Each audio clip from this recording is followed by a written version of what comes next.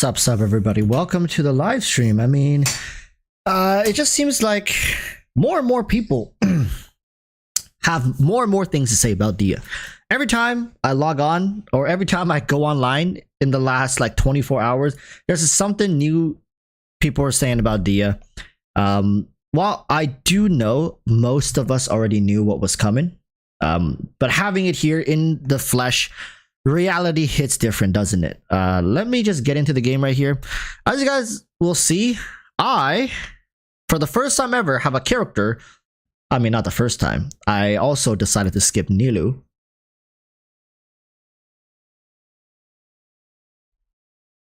Sorry, just needed to take a sip there. I also decided to skip Nilou, but Nilou didn't want to skip me. And Nikkei, or Shukai, I guess. Nick? Or is it Nick? Shukai. Member for 14 months. It's been a while. It has been a while. How have you been doing?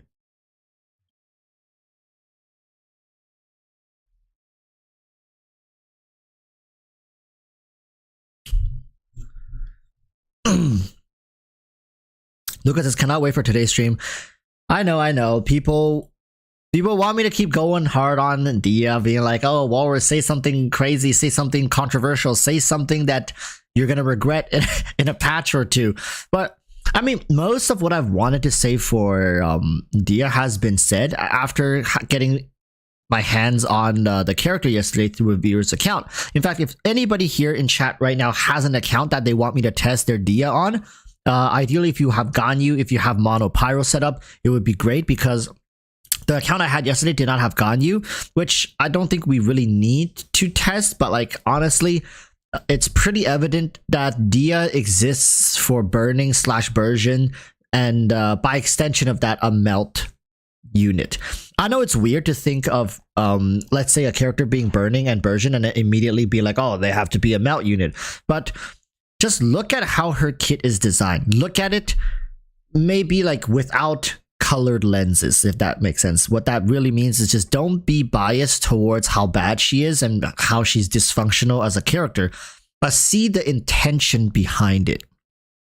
Now, I'm not telling you to say she's a good unit. She's not a good unit, right? HoYoverse really messed up this time and kind of did her dirty, right? Very dirty. But just see the intention there and imagine if a couple of details here were tweaked, how good of a character could she have been, right? For example, allow me to demonstrate in like her elemental skill. First and foremost, imagine if instead of her taking damage, it's just straight up damage mitigation, and whoever is in the field, instead of Dehya healing, so because Dehya is not taking damage anymore, so instead whoever is in that field, once they drop below, what was it, 40% health, they heal.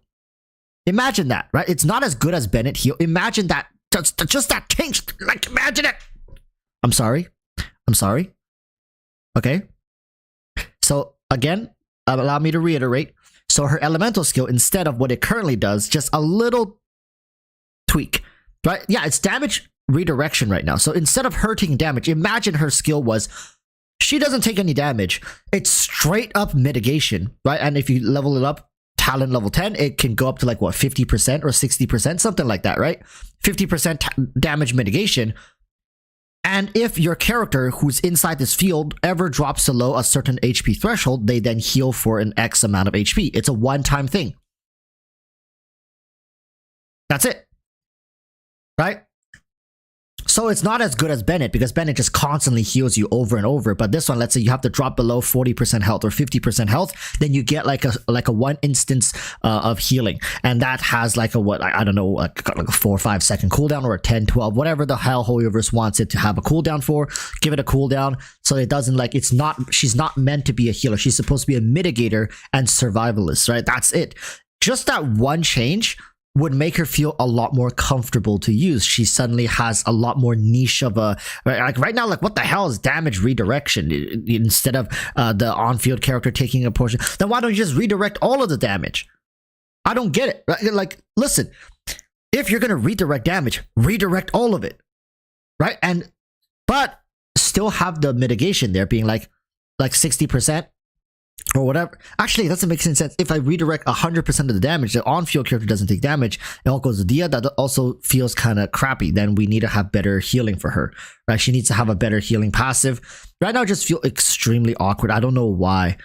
I really don't know why they would just like they would just slide it in there and be, oh, the damage redirection. She takes and like, but you're still taking damage on field, and you don't have a healer on your team for the majority of her team comps. Oh, Shukai gifting the 5 channel members. Wow, Shukai, welcome. First deed coming back is gifting back to the gang. Thank you so much, my friend. Thank you. You know, always welcome here. Pop in, say hi.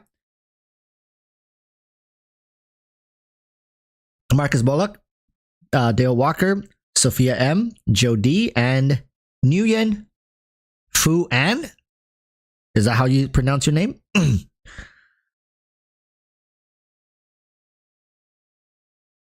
She's meant to be played without a healer and shielder, right? Like that's what I think, right? Like ideally, you would think, okay, she has damage damage redirection, and she has healing in her own kit for herself. You would think these two things combined, you should not be bringing another survival-based unit like another like a Bennett. I mean, you could bring Bennett. That's how her mono pyro team works. But even in a mono pyro team, there are so many better options out there, like with better scaling, better kits, better design. That why would you bring Dehya? Why would Dehya be your choice of mono pyro carry? It really doesn't make much sense. It really doesn't make much sense. Honestly, like mono pyro carry, Klee could be a good one. I would even think Diluc is great, right? And on top of that, like Xinyan, I heard, I haven't tested this because I never had the chance to test Dehya versus Xinyan. Apparently, Xinyan is slightly better than Dehya in mono pyro as well. It's problematic to like, but what it really means is just that Dehya's not meant to be in that role. Dehya is not meant to be played as a carry. On-field carry. It's like when Albedo first came out. I still have a video to this day where I was trying to make Albedo my main DPS, my on-field DPS. Right, and it failed miserably. I really tried my best to make it happen, but it just didn't work. Comparatively, it was just weak as hell. It's the same thing, right? When Kokomi first came out, people tried their best to still get her to like 30-40% crit rate with like 80 to 100% crit damage. They tried. It doesn't work because she wasn't designed for that. You can't force some of these characters. Some you can, right? There are characters that are not designed to be an on-field dedicated carry, but you can force it to happen because there's some aspects of their kit that can lean towards it. But there are some characters that are so far gone that Hoyoverse made it like such a priority to not allow them to be played in that manner that you simply cannot. And Dehya is likely one of those characters. I know it's unfortunate. A mercenary, right, who seems so powerful at first glance, just has so much like just atrocities against humanity going for her kit. Testing. Thanks for the dono. It says, I wanted to know if CN is as outraged as the rest of the community. I was excited to pull her to assault what they did to her during beta. Okay, so I have been doing research on the CN community. I actually wanted to make this into a video, but so far, CN is not as outraged because they don't care for her as much as the Western. There are people in CN, of course, obviously, who likes her and wanted to pull her. And most of what I've seen through forums and discussions, they're not outraged. They're just like, oh, I'm just skipping this character. That's it. They're not saying, oh, like change. Like once they realized she was a standard banner character, they quickly accepted the fact that she's just gonna be like a weaker character, a weaker unit. So actually there's not much outrage as there is just like disappointment, and some are just straight skipping, being like, okay, I'll just move on. They don't, never, like I haven't really seen anybody write a lengthy post about Dehya, right? So nobody really is starting a movement of sort. Nobody's really highlighting all the flaws. And maybe they just haven't had enough time, right? It's only been out for like what, a day, 24 hours or so. So maybe give them another like couple days. somebody might start something and then other people might dogpile on it and start the whole movement. But I find it difficult that it's going to raise enough awareness to have any change, especially that she's a standard banner character. I think this is the nail in the coffin for Dehya, is that saying she's a standard banner character pretty much means that, you know, like the expectations for her has just kind of fell off a cliff.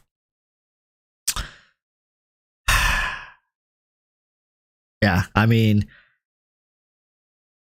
testing says seems like the Zhongli situation won't happen ever again, sadly. Yeah, it's very difficult for that to happen because for the Zhongli situation, it was just a coincidental thing that the West and the East hopped on the same train unknowingly. If that makes any sense. We all hopped on the same train unknowingly, and then we took off and we were like riding on the train, and HoYoverse was also somehow on that same train, and that was so early in the game's development, and HoYoverse did not want to kill the momentum. Just right, like the game was out for how long during that time? 4 months, if even that. So HoYoverse was desperate to make sure that like as long as they can keep the hype trajectory in the positives, they were willing to do anything, right? Reworking an entire unit that they've like previously released was worth it to them. In exchange, and it worked, right? It proved to the community that HoYoverse was listening, even though in retrospect, we all know that it was just like mostly a PR move to make sure that people don't just bleed, like they don't bleed away players prior to the game kind of reaching its mature stages. It's not going to happen again, mainly because HoYoverse doesn't need to do that anymore. The reason, like, don't think for a second that they changed Zhongli because, you know, they listened to the players. Yeah, they did listen to the players, but it was mostly because so much negativity was being pumped into their community that they could not stop the flow. So what they had to do was just concede in that moment so that they can regain control over the community. Once newer and more units come out, they can divide the community into different subcategories of, you know, Hu Tao mains, Dehya mains, Alhaitham mains, Cyno mains, Tighnari mains, Yelan mains, Yaimiko mains, you know, Raiden mains. And once the community is divided enough, we will never have a collective voice ever again. It's quite literally impossible in modern Genshin for even like I'd say 20 to 30% of the community getting together, because people are so at odds with each other with so many different characters and sub communities. This is the prime example of divide and conquer. Divide us as much as they can through all these different mains and characters with vibrant personalities, to the point where, for example, Dehya sucks, right? But it's up to the Dehya mains to make a movement. Back in the day, what we had Zhongli, we had Venti, we had Tartaglia, and we had Klee, right? That's all we had. So we weren't as divided at the time. Like, what do we have back in the day? Like nothing. We had some people had D-Look. Oh, big whoop. Everybody was looking forward to newer characters. People wanted to build up their accounts. So obviously it was easier for us to come together as a community. Nowadays, right? The Yoimiya mains are just laughing their asses off on the side at the Dehya mains. We're like, oh, you guys thought we were ass cheeks when we came out. Well, tough luck to you, you know, suck my ass, right? Stuff like that. That's how the community has evolved today. It's just, oh, as long as it's not my main getting butchered, I'm fine, right? The Zhao mains right in the corner being like lamenting, oh my goodness, lament, suffering, eternal damnation, right? They're emoing. The Ito mains are sniffing glue, right? It's like everybody's all divided, right? People are just like, oh, just play Hyper Bloom, and I'll hate them mains are like, oh, should have pulled I'll hate them, right? Oh, so unlucky. You wanted Dehya, you thought Dehya was gonna be good, should have pulled I'll hate them. Hey, like, how are you gonna get people to work together, right? Everybody wants to prove that their mains are the best. It just can't happen. Yeah, Hu Tao mains are also laughing their asses off. I mean, like, well, looks like your queen is going to be sitting on this throne for a little longer, right? Maybe until Natlan comes out.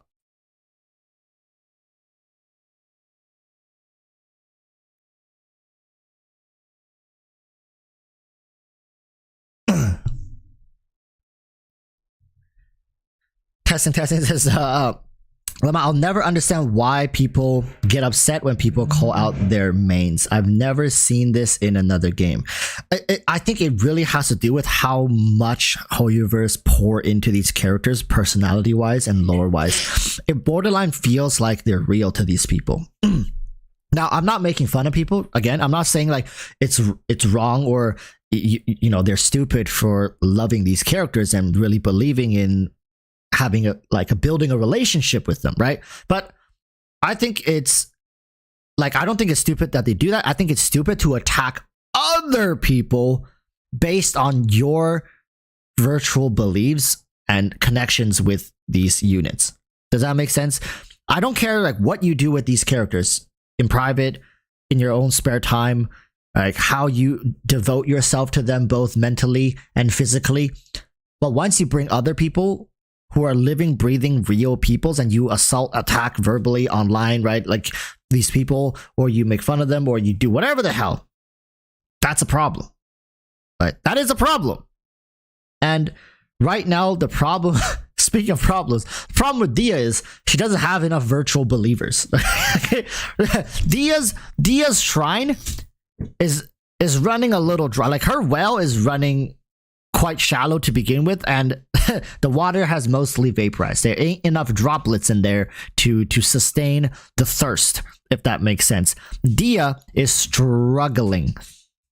If you guys have seen the Dehya subreddit, like, oh my god, like how those people are still able to piece together that community and continue. I feel bad for them because right now they're like the virtual punching bag of the Genshin community. Everybody's dogging on them, right? Like if you're a Dehya main, trust me, in time people will come to respect you if you're a Dehya main. But first you have to go through the ring of fire, as I would call it. Is basically just everyone is making fun of you, everybody is dogging on you, everybody is just questioning your choice, everybody calls you crazy, copium, right? But eventually, maybe give it half a year, people will say like, okay, Dehya mains are like the real Giga Chads of the game because they're playing a character that's slightly faulty, lacks power, and they're still, devoting themselves to this playstyle, this character, even though she's, by all accounts, a bad character, right? Yeah, this is the clown stage. You're basically getting clowned on. Remember the Signora mains that... We can't even talk about the Signora mains. Like the Signora mains are still in the clowning phase. Joao says, well, it's Cyno all over again, though he wasn't considered as bad as Dehya. That's the thing, okay? We're gonna get to Cyno.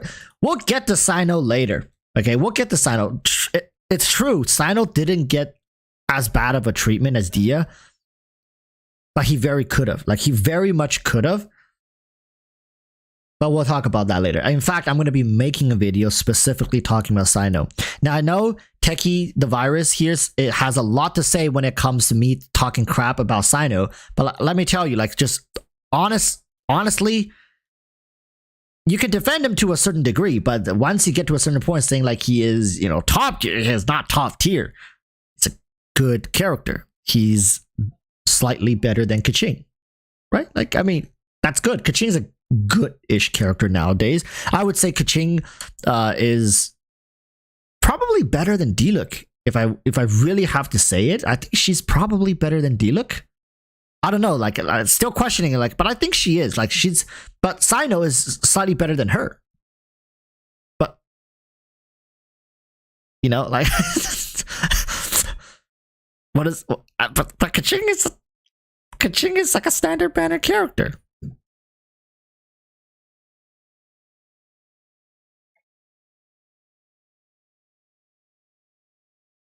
Not slightly. No, he's slightly better than Keqing. He's not like miles better than Keqing. He doesn't smash Keqing out of the water. He doesn't make Keqing look like crap. He's better than Keqing. I'll give you that. But not by much. Not by much. Especially considering how many people in chat right now has like a C1, C2 Keqing just chilling on the side. Just chilling. Just there. Not doing anything. Collecting dust. C4. Yeah, yo, you see, that's what I'm saying. Especially for people who have like a couple Kaching constellations just sitting on the side, it's very difficult to pull for Cyno. Okay? Very difficult recommendation for Cyno. Is he better? Yes, he is. But not by much, like I said. And especially if you're comparing a C0 Cyno to like a C4 or maybe a C6 Kaching, I think there is a scenario where Kaching just performs better, ends up better. And Kaching, I'll be honest with you guys, Kaching is a more flexible unit in terms of combat options and combo sequences. Kaching is more fun. Ah. But we'll talk about that a little later in the live stream, okay?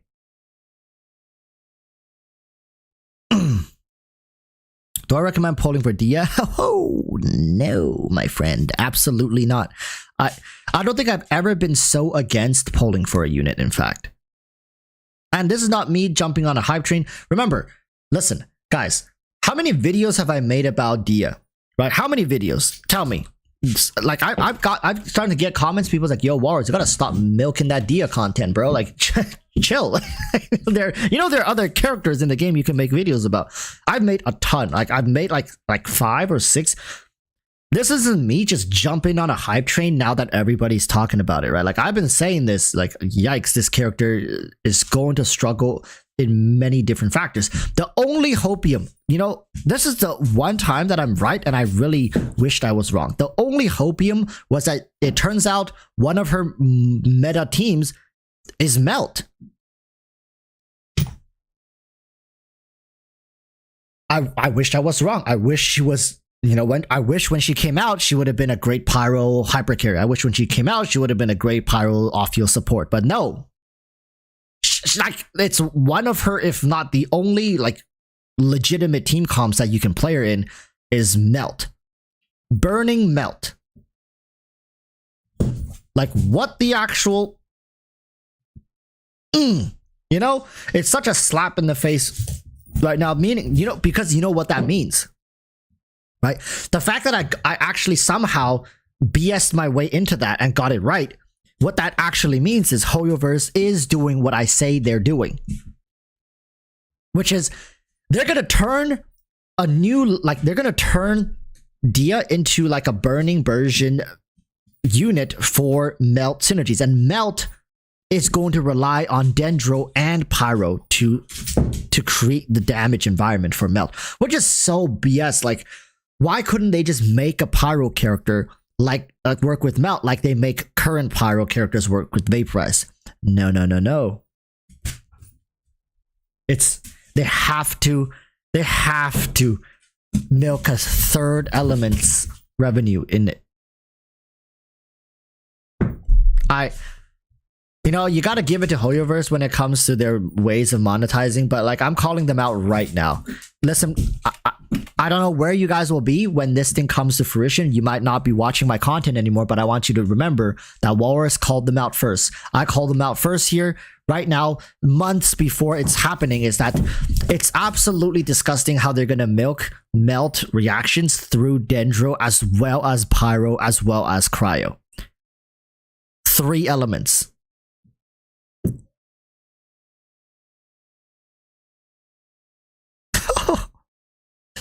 Why?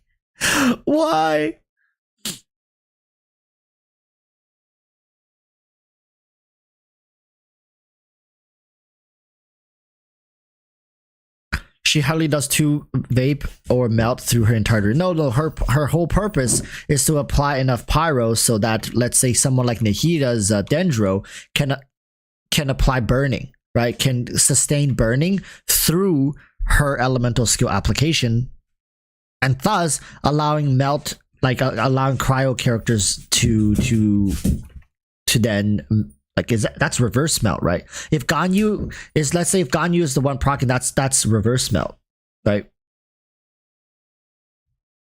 Jake L says, Walrus, would you like to return my account when that happens? Yeah, I would love to see how they develop this character. I mean, I'll be honest, at the rate I'm going, I might end up with the random Dehya as an off-banner character. I don't know. I pull all the new characters, so it wouldn't come to me as a surprise that I end up with Dehya one day, just out of the blue.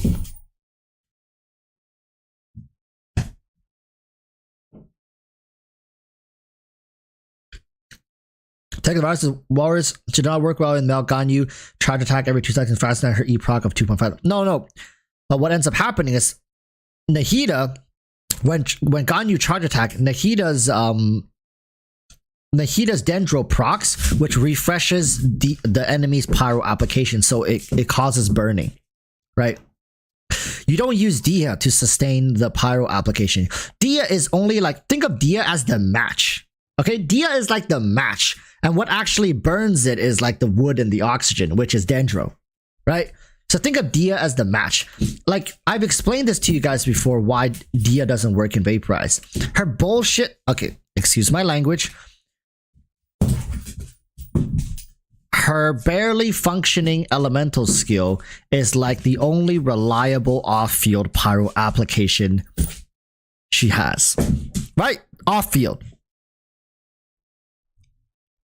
That's all she has.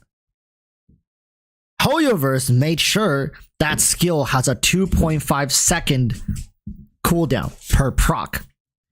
Like, that frequency, holy crap, that frequency is so inadequate when it comes to Vaporize that it might as well be non-existent. I think really you're gonna have a better chance at getting like Vaporize procs with Jin Yan's shield than with Dehya's freaking elemental skill.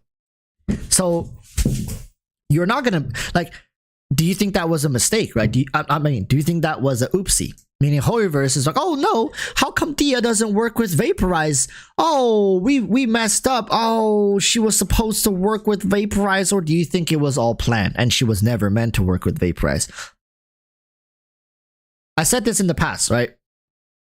If, and I say if Dehya's elemental skill or Dehya's pyro application is sufficient enough to be played in Vaporize teams, no one would ever play her in Melt.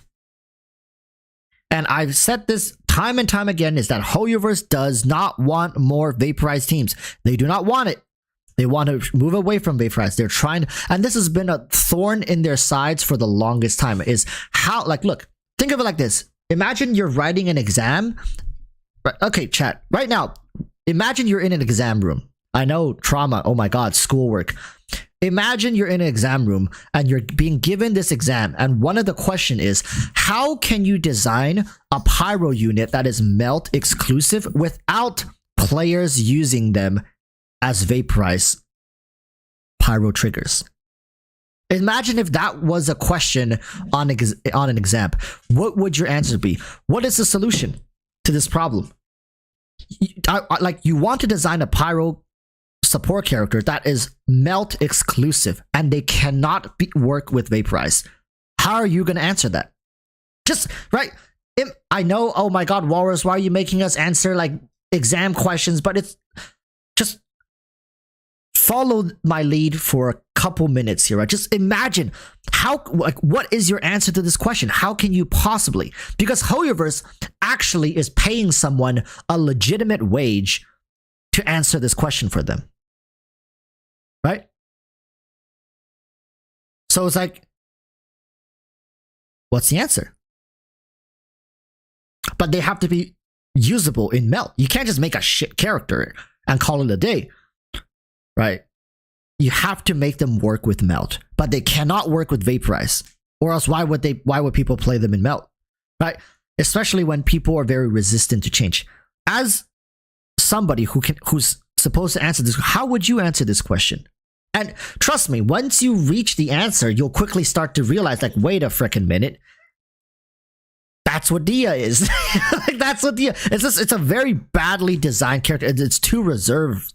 Like, HoYoverse is just like, oh my frick, like, we don't, because especially with their oopsie with Yelan, they're not risking another character turning into Yelan. Okay, Yelan is an example where they gave away a little too much, and then they were like, oh crap, oh shit, right? And but it's too late. So now they're like, no, not again. We're not gonna make that mistake again. They'll rather make a weak, dysfunctional character as opposed to risking releasing an OP character.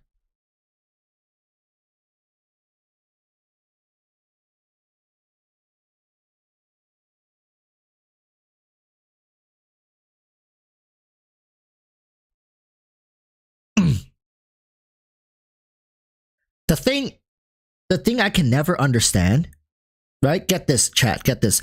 The thing I can never understand with Hoyoverse is their obsession with the Genshin lore space. Now, on the surface, like, if I just left that out there as a blanket statement, you guys might be like, Walrus, what the fuck? Like, what are you talking about? Okay, but get this. When you look at Dehya's banner, I just realized, aren't these the characters that are going to be involved in like the current event or something like that? Right? Like, am I wrong?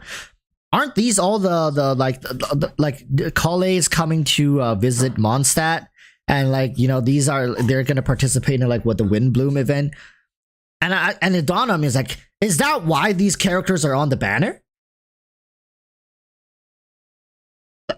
And I was like, if that is the reason why these characters are on here,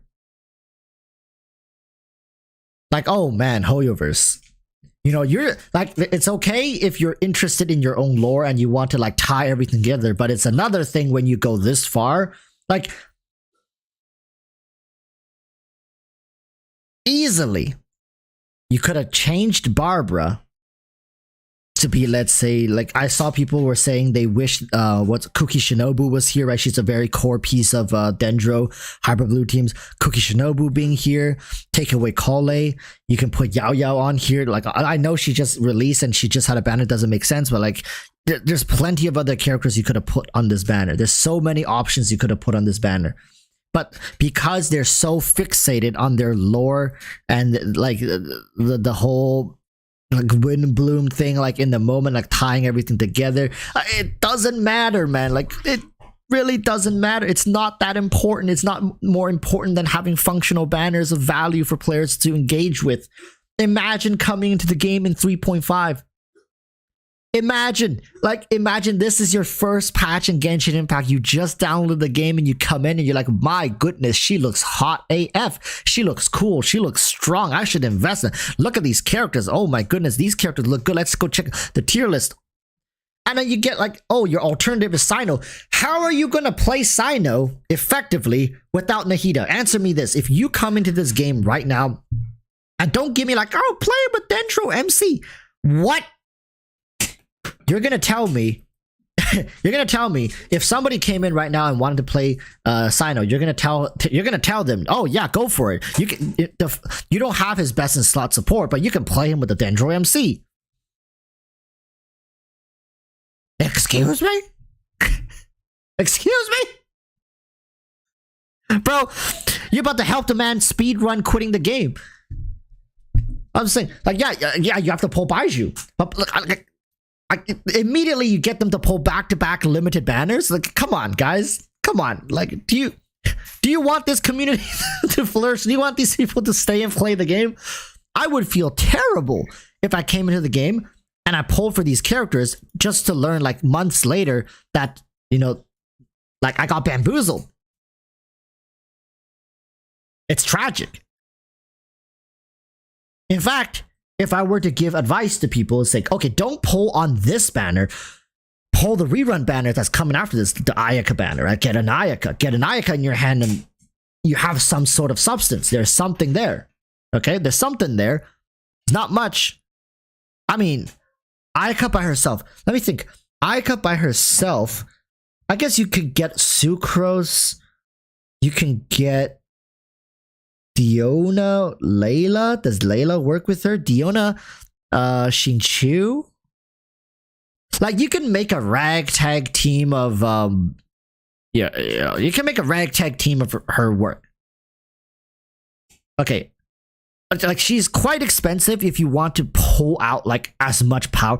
There's a lot of artifact investment, min-maxing you gotta go into to the detail when it comes to Ayaka. She has to be played in freeze, so you have to make sure freeze is a thing in her team.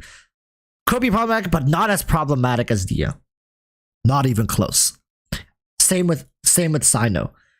Now,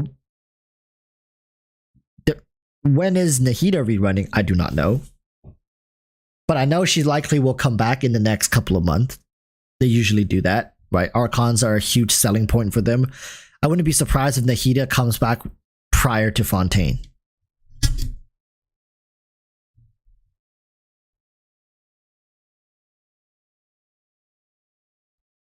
Angel says, the thing I don't get when people complain about 4 stars on banners, are they just never supposed to? No. That's not what I'm complaining about.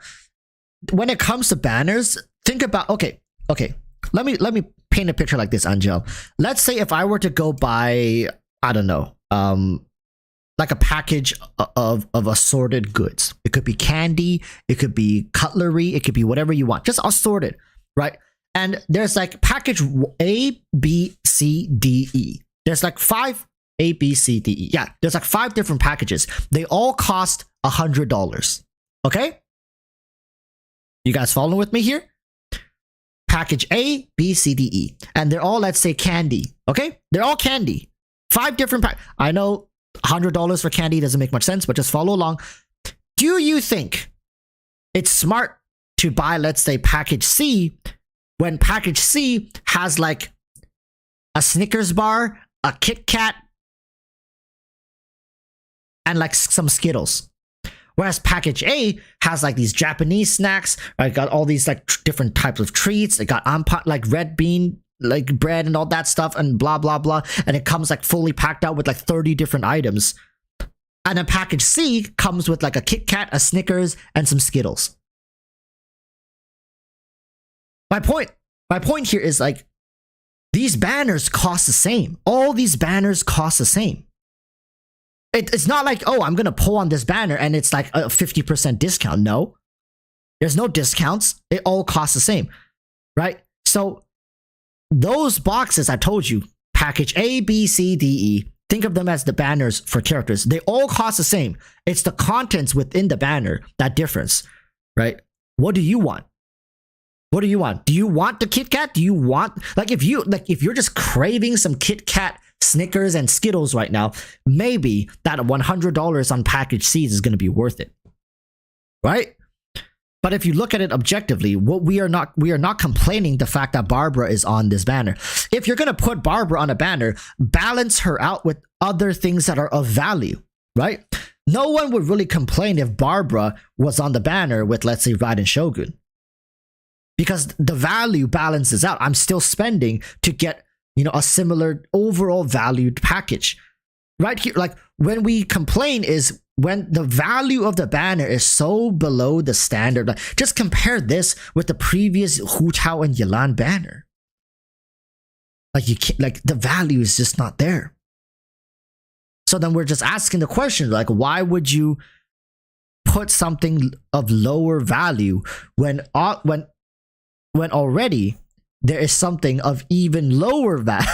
I'm sorry, I just had to take a jab. When the 5-star character on the banner is already of less value comparative to other 5-stars. She's a standard banner character. This isn't like right? It's not like we're saying, oh my goodness, like Dehya, Dehya sucks because blah blah blah. No, she's a standard banner character. We're literally pulling for a standard banner character, and you're giving us like pretty much 2 more standard banner characters on top of this standard banner. Like this pretty much is a standard banner plus Bennett.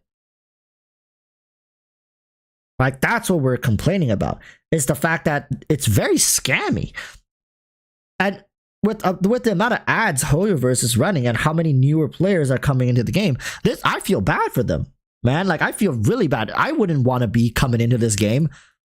And especially with how HoYoverse runs their campaigns and with their content creators, the people of like, for example, the front page of HoYoverse content creators, most of them are going to copium their way through this, right? Most of them are going to copium their way through this. So if you're a new player, you come in, you don't dig beyond the surface layer of content for Genshin Impact, you're fucked.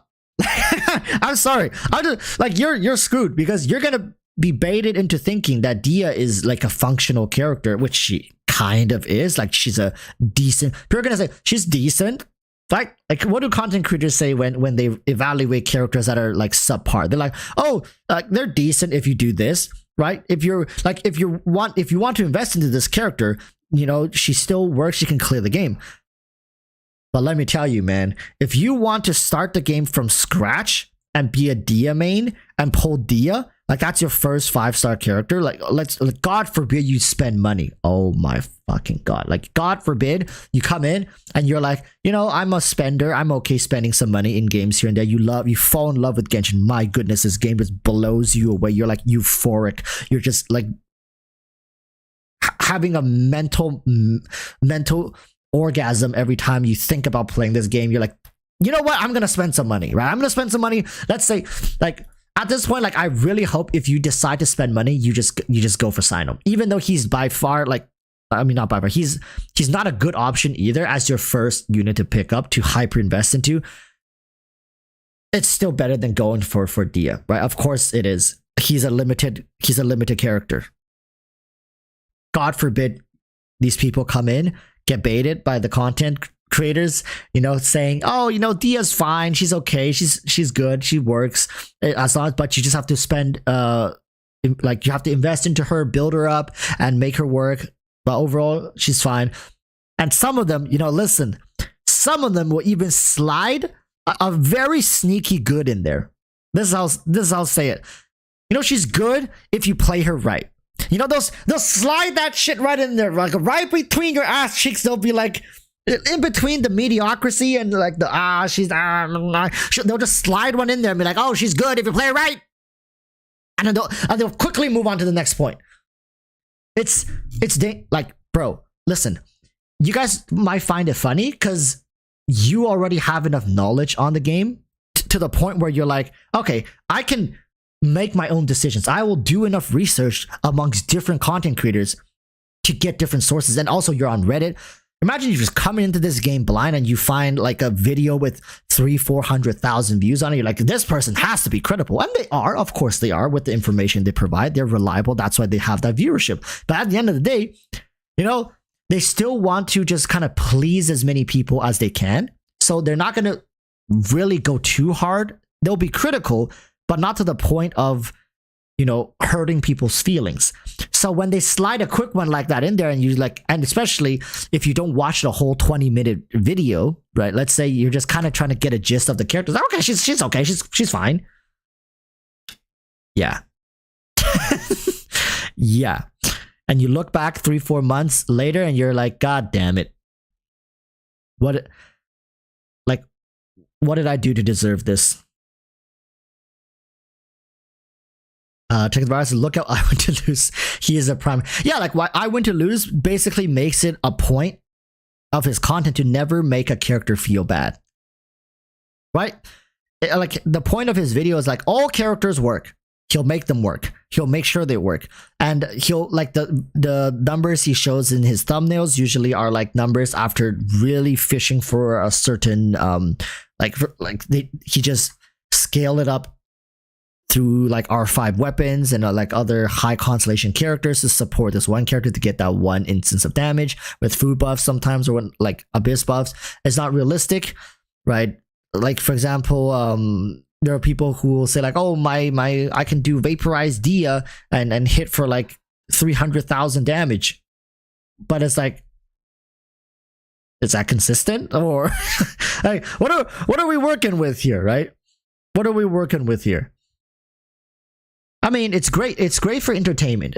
Like I don't want to throw shade at these people, and I don't want you guys to think that I don't like that. I think it's great for entertainment. But that type of content is more so tailored towards people who already have a decent understanding of the game. You're capable of making decisions for yourself using the information that's provided by multiple sources, not just one. You should never, ever. It's not just Genshin. You should never just take one source and be like, you know, I'm going to base my entire existence and reality off of this one source that I found on like Craigslist comment sections. Like please don't do that.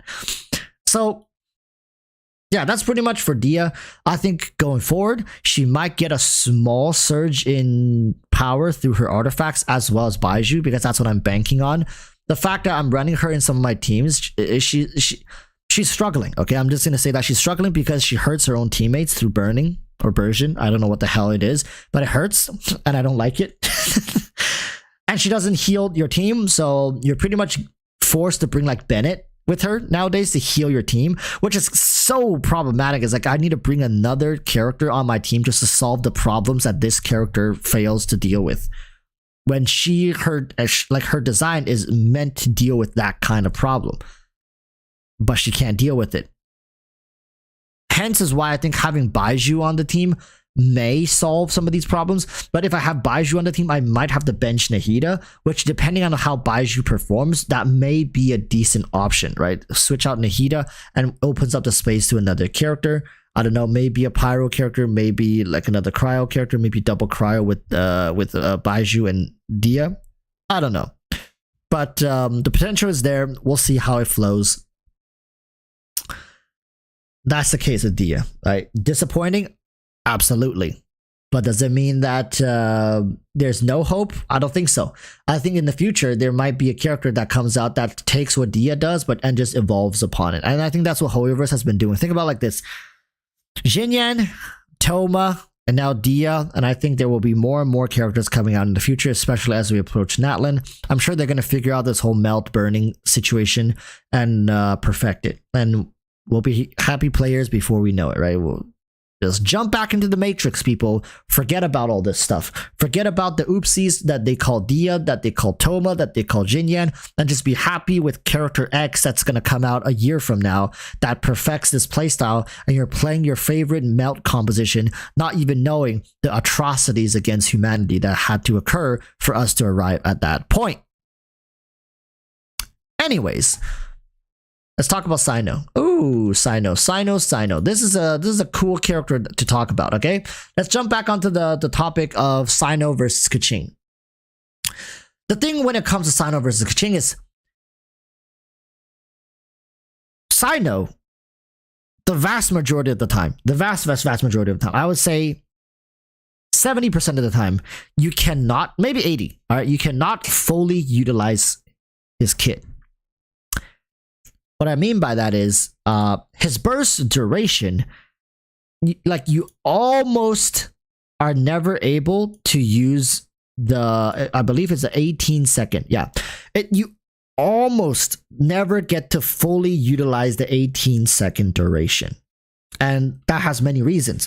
One of the reasons is that, and this is a favorable one, is that you kill the enemies before the 18 seconds are up and a second wave of enemies spawns.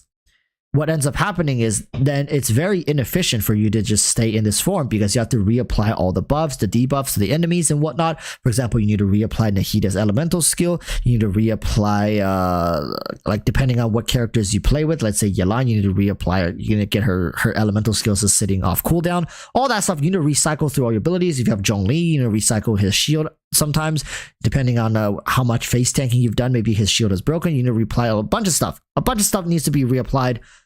It's very inefficient for you to stubbornly and sit here to finish the whole 18 seconds of his burst skill. Which leads me to wonder, like, you know, if a character struggles this much to kind of fully utilize their kit, I mean, like, it's not a problem to say, like, oh, you have to end your burst early. I mean, Eula does it all the time. But then again, Eula isn't regarded as, you know, a top tier character anymore. So when it comes to Cyno, I think he is best utilized against bosses. When it's just one enemy, bosses, you apply the debuffs, you apply everything, and you just like whack them, just whack on them. He's kind of like an Electro Ito in that sense, right? It's kind of like an Electro Ito. If you switch off of him when he's in his burst state, it cancels. Right? So it's like Keqing, on the other hand, it is much more flexible. Her infusion period, where is Keqing? Oh yeah, here she. Her infusion window is much less. Her infusion happens in her elemental skill. Did it say how long the infusion period is?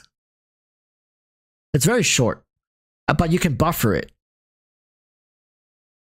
You can pre-buffer it, is what I mean. Just do I really gotta pull out the character and show you guys? But like, I think it's like a third, like maybe like 6 seconds, right? Like roughly a third, maybe a little longer than that. Blah blah blah blah blah blah blah blah blah blah blah.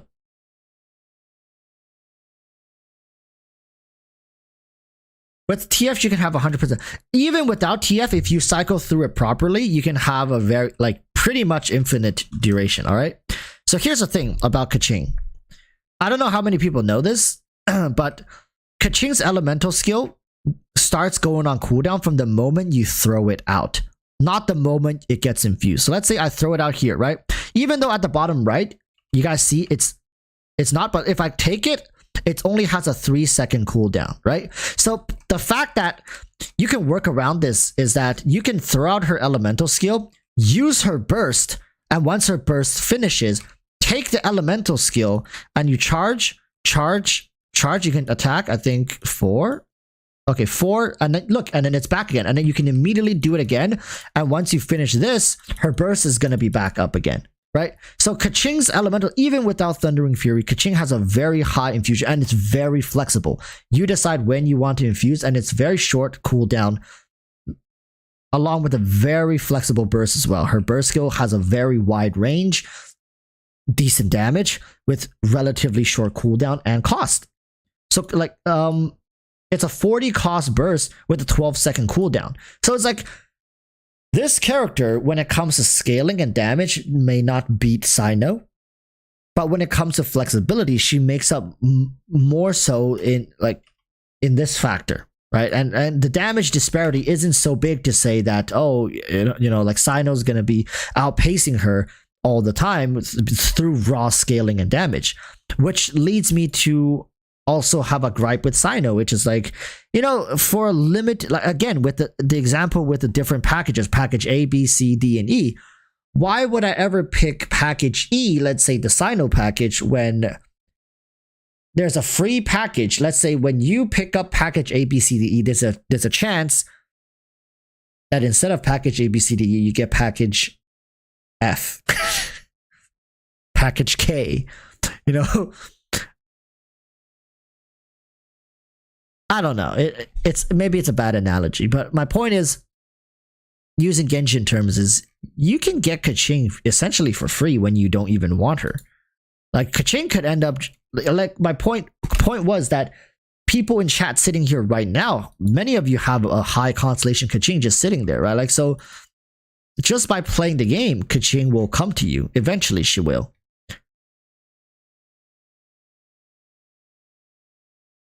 So why would you spend the resources on Cyno?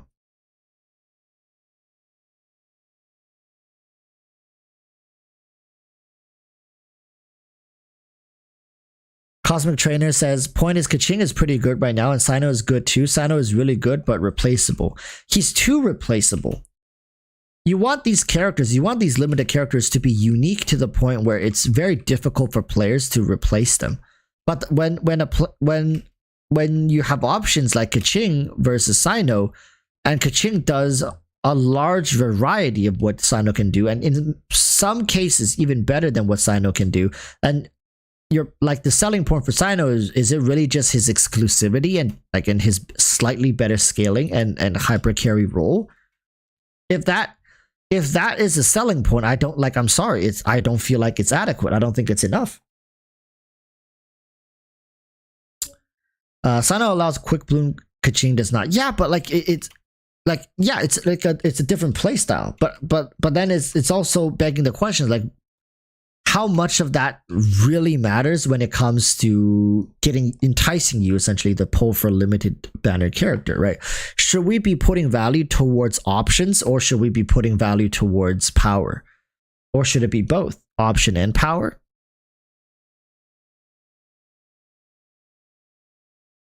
right? Like just having a different option to like that's why I memed in the past like, oh, like you're paying money to see different colors of damage. Like, oh, like do you want your damage to look orange or purple or green or like what right? It really depends. It really depends on and I don't want that to be the case. You know, I don't think that's a very interesting way to design the game, because then everybody does the same thing. It's just they do it a little different, right? But in the end, they all do the exact same thing. But I think the journey is very important. Meaning, yes, I'm killing the enemies regardless, but how I take the journey to go about killing the enemy and arrive at my final destination, that journey is very important. But what I'm saying right now is the journey between Keqing and Cyno that different to justify one of them being like a limited character that you have to summon for in a very specific time frame.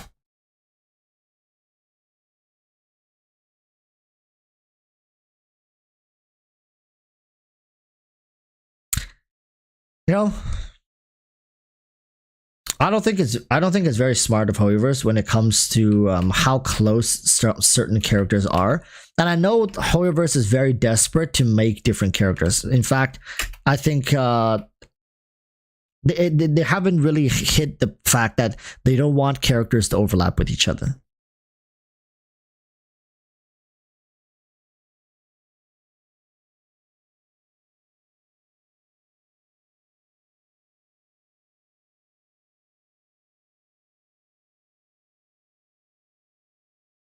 Tony Wong says, well, you could argue that Cyno will destroy Keqing when they both have C6, but then again, C6 is just better. Yeah, like when it comes to options right now, I think we've reached a point where you really don't struggle with options. There's plenty of options. In fact, I think there's, with the rate HoYoverse is going, we're gonna start reaching the point where you're gonna have characters that do the same thing, or you're gonna have characters that are so like BS to the point where you can, it's too desperate for HoYoverse to make a unique character, being like, oh, this character can only work when like from 4 p.m. to midnight or something like crazy like that. Where I know they're never gonna make such a BS restriction, but like when they start tacking on more and more restrictions for the sake of the character being different, that's when you start realizing maybe, just maybe, HoYoverse is out of ideas. I think they're starting to approach that once they figure out Crystallize, once they figure out Melt and Burning Immersion. What are they gonna do? Are they gonna make like characters of all different weapons categories, having an electro character in sword, polearm, bow, greatsword, catalyst, right? And then having each sword user have a DPS, support DPS, healer, raw support. Same with the polearm, same with the catalyst, right? But at a point, it's just like, okay, we like there's enough options. Like people will never need another one. They don't need another. Let's like right now, we don't need another electro on-field DPS with infusion. Like HoYoverse, how are they going to make another one? How can another electro on-field carry come into the game that gets people excited? It's very difficult. Having Keqing, having Cyno, even Raiden Shogun at C2 turns into an insane hyper carry, right? Like this role is so exhausted. And my point here is this role not already exhausted prior to Cyno's release? And maybe it only feels exhausted because I know HoYoverse would never release a character strong enough to be worthy of people investing like their hard-earned primo gems towards, especially let's say in the electro on-field carry category. I don't think like unless they make someone so unique and superb and satisfying to play in this category, and which by all meaning would power creep Cyno, which of course they hate doing. So like what the hell, right? Like this role is gone. They can almost never release another character in this role. But right now we're still lacking an electro healer, for example, as a 5-star.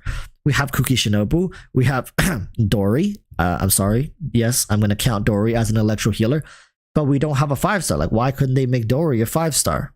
Electro healer? Take her kit, scale it up better, make it work a little nicer, have better electro application, and just make her a 5-star, you know, electro healer. I think they could have done that. They chose not to. I don't know why. Are they making another one in the future? Who knows?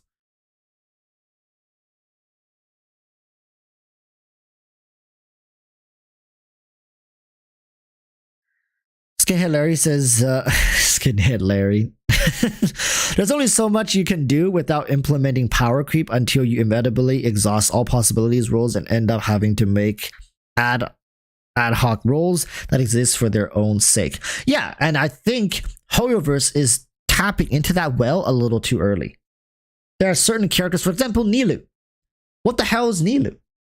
Why such a restrictive kit? Could they have not designed another Hydro character without overlapping with something else? Did they have to have Nilou? Like, Nilou is a glimpse into what the future of Genshin could potentially hold for us. Hyper niche units who are released solely to exploit like a certain reaction, typing, and playstyle. For example, who's to say we can't get Super Vaporize? Who's to say we can't get Super Melt, Super Freeze, right? Super Crystallize. Nilou is good though. Yeah, like we brush it off because she's good.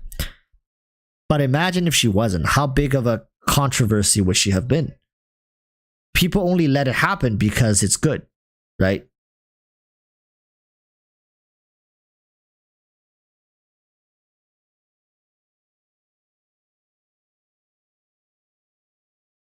Super physical, super everything. Yeah, and you know what ends up happening is everything becomes superficial. Get it? I know it's not funny, but I want you guys to understand the message I'm trying to deliver here, which is Cyno is already like Cyno honestly just shows too much weakness in HoYoverse's game design, right?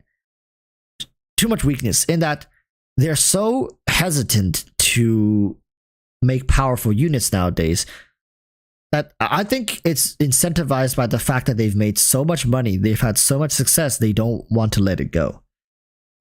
Making a powerful Electro hyper carry would mean that future Electro carries will never sell unless they power creep. Right? If let's say Cyno was let's say C0 Cyno could do like as much damage as Kaching times 2. Who would ever pull for another Electro carry ever again? Unless they power creep Cyno, right? Like they cannot start this, like they cannot start the precedence of setting power creep. So they've just decided to do like the bare minimum. It's like, oh, just release a character just ever so slightly better than Kaching and call it a day. But I don't know if they understand. I'm sure they do, which is if you decide to go down that route, why would people pull for these characters to begin with? And that's the video I want to make about Cyno, is that Cyno is a very good example of showcasing HoYoverse's, fear of creating a strong character in a popular category, meaning like on-field carries. On-field carries, in fact, are likely the most popular role in the game because HoYoverse can make so many different variants of them. You can make you can make a Catalyst one, you can make a Sword one, a Porom one, you can make a Great Sword one. They can all deal damage in different ways, but at the end of the day, HoYoverse just needs to take a snapshot DPS like time frame. Let's say, oh, within 6 seconds, these characters' upper DPS limit should be XYZ, and you should never exceed that. And then that's it. These characters are pretty much set in stone. They're mold, like they have their own little molds that HoYoverse pour them into. And that's it. They cap their DPS and then they make sure that their floor is not too low. And they ship them out with a different personality, different weapon typing, different backstory, and they sell that unit. DPS units, like on-field DPS units, are the easiest for HoYoverse to create. Yet they're still so reserved when it comes to making them. I gotta make Cyno, and also synergize with Nahida because we need to incentivize more Nahida sales through Cyno, as if we are not already making enough money with the Dendro Archon themselves, or like the Electro Archon or the Geo Archon. We're not gonna talk about the Nemo Archon because that guy is kind of off in the distance.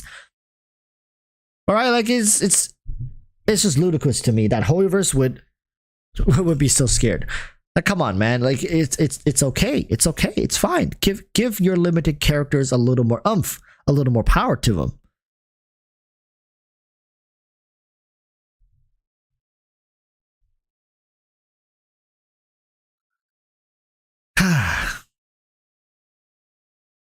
I mean, what do you guys think? Would you guys think that it's problematic for Cyno to be stronger, like substantially stronger than Keqing? Is it even fair to compare Cyno to Keqing? I don't think they're even like of the same tier of characters. I don't think standard banner characters should be stronger than like, or even comparable to limited banner characters. He is fine and fun, but fun is subjective, right? Like fun could be subjective. So by that standard, I think we shouldn't really use fun to evaluate a certain character, at least not when it comes to giving them a grade comparative to other characters, right? It's like if a teacher started grading student papers and saying like, well, you know, they're usually pretty smart and they're very funny. Okay, objective. So like that's very objective. So is Cyno good? Do you guys not feel like Cyno lacks a little bit of a punch? Why don't we do a poll actually? Since I got you guys here. You know, why am I even asking? I should just start a poll. Start a poll. Do you wish Cyno was a tad, not too much, stronger?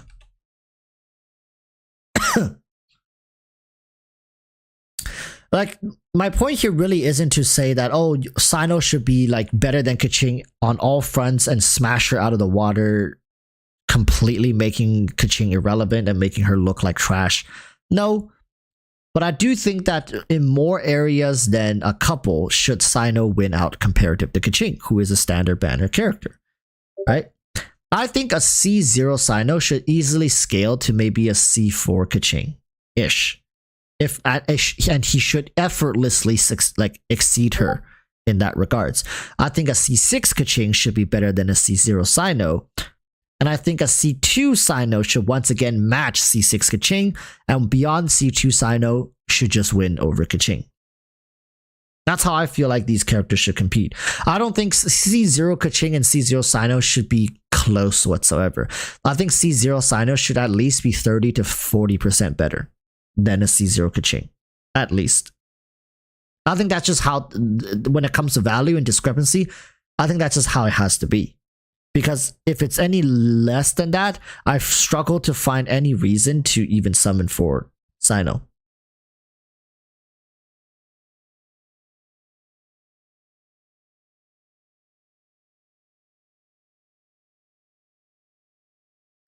But Keqing cons aren't very good. Yeah, Keqing cons are very old and outdated. But they're not the, like, believe it or not, they're not the worst cons in the game. If you can believe that. And like, and that's including limited characters. I mean, Keqing's cons, if they just gave her a little more like number boosting, it would have been like her constellations don't have like severe issues, I would say. The issues are like more so in the numbers. If they just tune the numbers a little better, respectively to other constellations and modern constellations, she would be fine. But there are certain characters' constellations that just are like, what are what were they smoking when they designed this?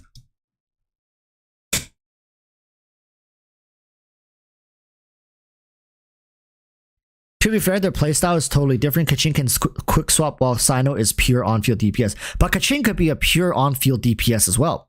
And she can quick swap. You could choose to quick swap Keqing or keep her on field. Cyno can't really quick swap. I mean, you can, but you can't at the same time. You know, Keqing, that's why I keep saying Keqing has a more fluid kit. She's more dynamic. You can play Keqing to your liking. And Keqing, remember, could be a physical DPS too. I'm just saying. She can like easily charge attack as a physical DPS for like 60, 70k maybe. if you fully build her up per charge attack, and she can do like how many charge attack per second? I think 2. So she can do like 140,000 damage per second as a physical carry, or something like that. But she can't last that long. Like, okay, maybe not. Okay, maybe it's like it's less than a second, but I don't think you can fit 2 in a second. So it's like, yeah, maybe she can do like maybe 90,000 on average. 90,000 damage per second as a physical carry. And it burns stamina as well, which is very can somebody time how many? Like, I think one of her charge attack takes up like 0.8 seconds or something like that. Show you guys? Yeah, I could try to build that team again if you guys are patient enough to wait for me. You bring Aqua Favonius. You bring this sword. Physical was it? Physical Kaching is better than you guys think. And I'm telling you guys, most of you guys would be surprised by how busted of a character Physical Kaching is. Stack up the 2 diamond can be triggered once every day. Should I bring the 4-piece Pale Flame, or should I just bring 2 and 2? I think 2 and 2 is easier, no?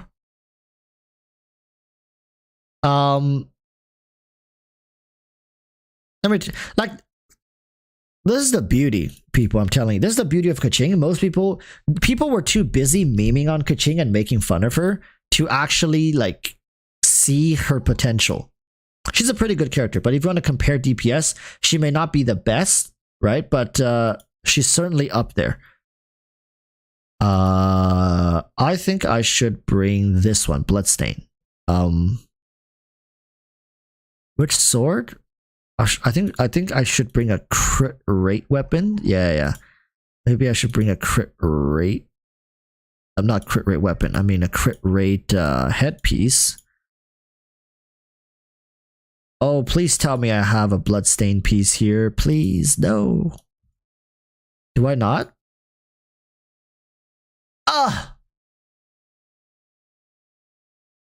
No. Well, I guess I have to bring one of these pieces. I'll bring this one. I think this one is better than my other one, actually.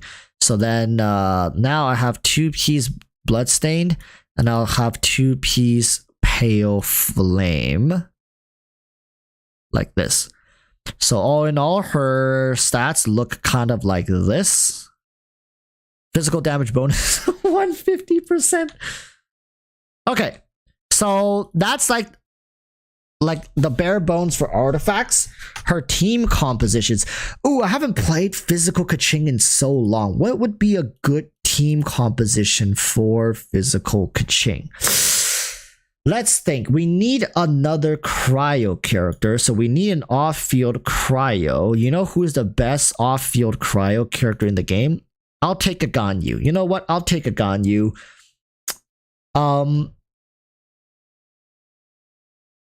Oh, crap.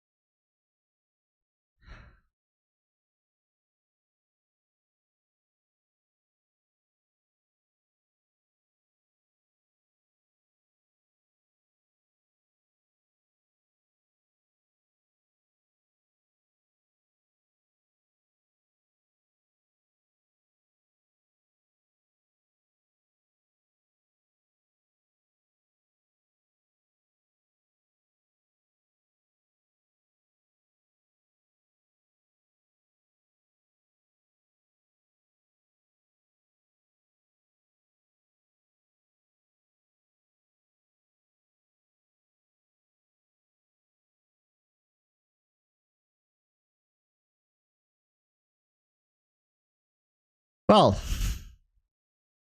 goodbye, Benny boy. Where's Mika? I don't think I've even built the character up. Wait, did I pull Mika? Oh no, Mika's dumb me. Mika's not even out yet. What the fuck am I talking about? Oh, I'm a dumbass. Yes, I am. What does what can I do then? No Bennett. Oh my god, no Bennett? No. Okay, we're gonna lose a bit of damage here. But let's just go like this. Oh, I haven't done my abyss yet. God damn it.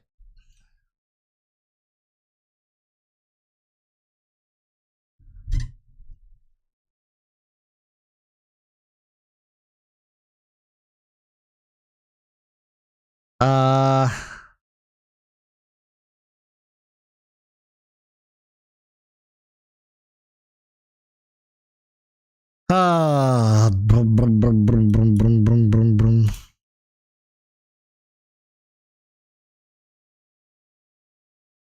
Got you. If Bennett is not available, who should I bring? Nahida? Like, what? Oh, man. Maybe I'll bring a double cryo?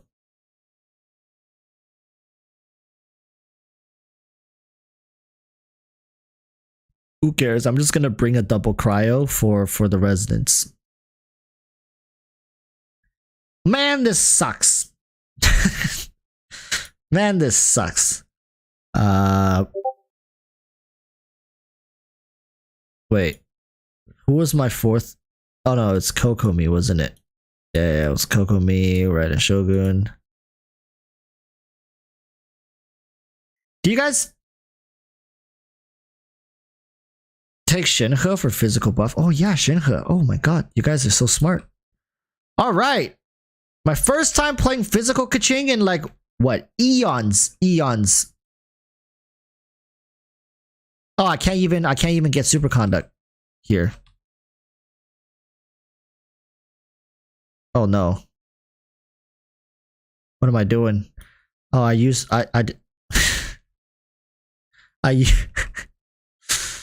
okay. Maybe right now is not the best time to run physical Kaching because these mobs can't get We'll try with the Ruin Guards. How about that? Once we get to Abyss 12, we'll try with the Ruin Guards because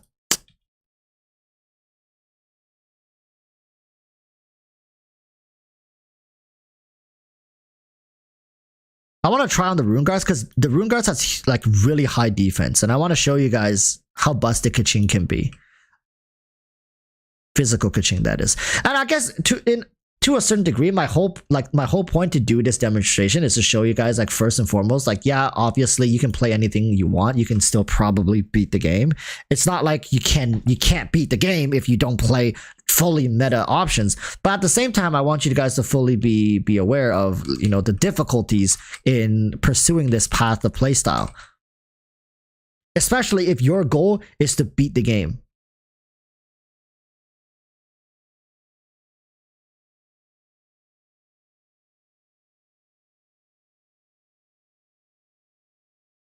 Bro, how did I miss that?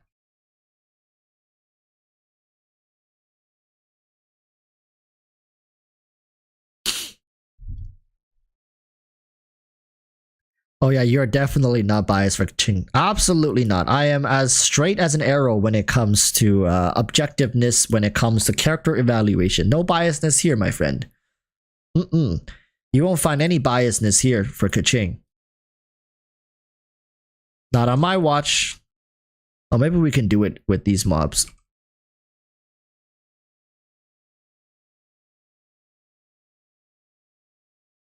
$17K. Not as high as I wished for. I remember I had a video. Oh, that was in the domain.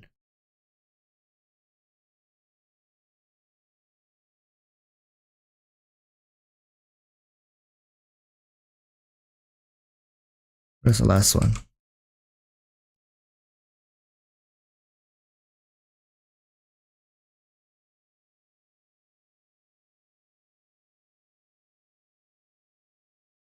$70K, that's like what, 30K? If I do 17k times 2.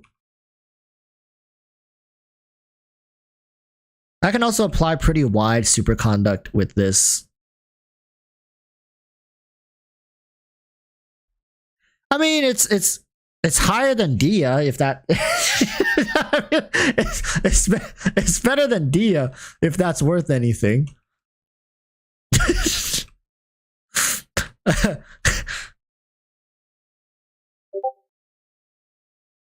Oh no.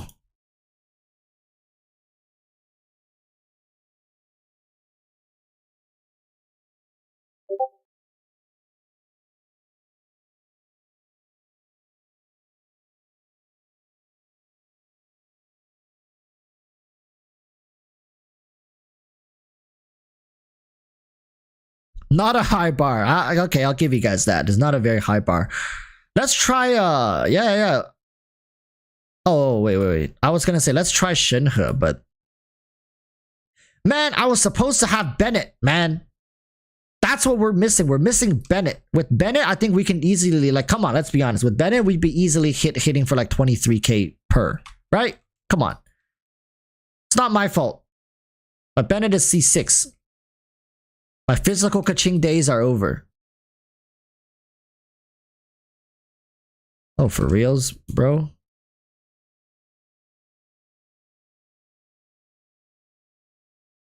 I think I'm much better off just showing you guys electro kaching, because I can't really show you the true power of physical kaching anymore.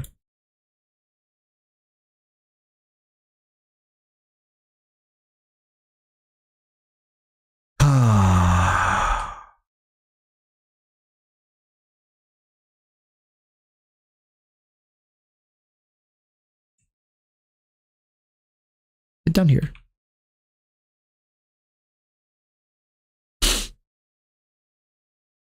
Time for pyro kaching.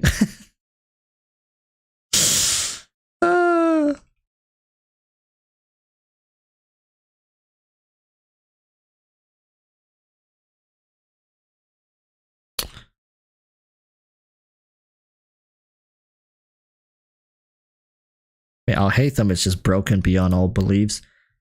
Should I just transition to electro kaching? I guess since we're talking about Cyno, we can talk. Damn it! It really sucks that I couldn't showcase the full brunt of physical kaching. But yeah, there are videos on my channel if you guys want to see the glory days of physical kaching. No more though. No more. Take that.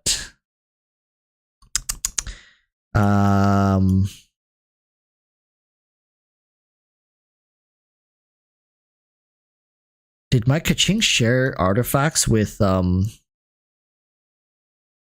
Cyno? Wait, why is Al-Haytham using this? What is going on with my artifacts? Oh yeah, cause okay. I'm just gonna stick with my tradition. I don't remember what artifacts I ran. I'm just gonna have to go with. Should I bring the 2-piece Gilded Dreams or 2-piece Gladiators?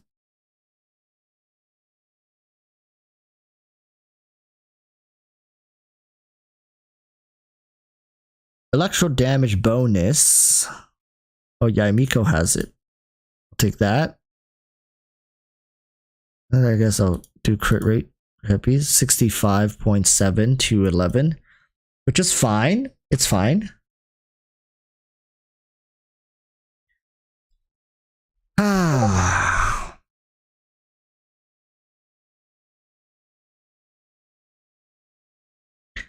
A run Ching.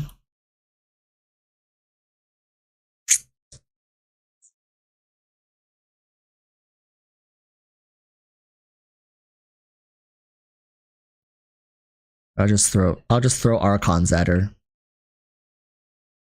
Oh wait, no. No. Now who? I play Kaching.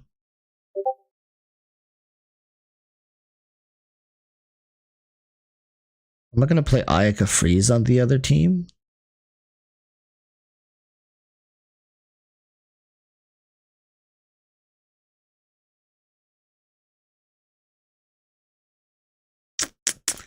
I guess if I take away Raiden and give her Fischl, I can play Raiden National or Raiden Hyper Carry, whichever.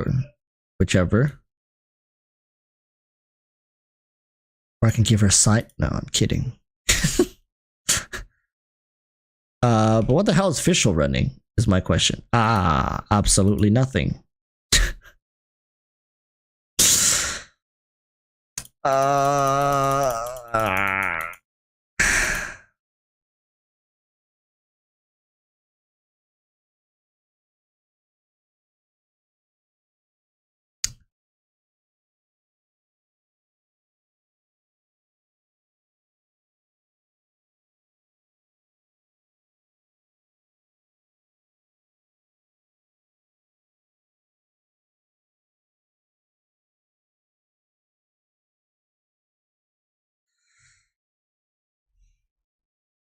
Okay. We'll take. What does she have for these two?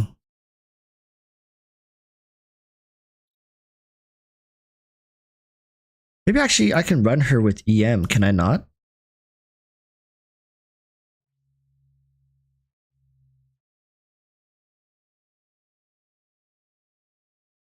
I kind of like what... Actually, wait, shouldn't I just get her to run my Yaimiko set?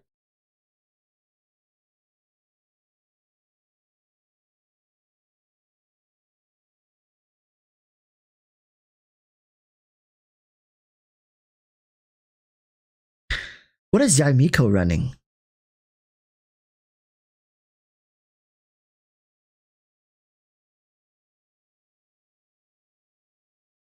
Just run whatever Yaimiko is running. Sorry guys, it's you know how Hoyoverse be.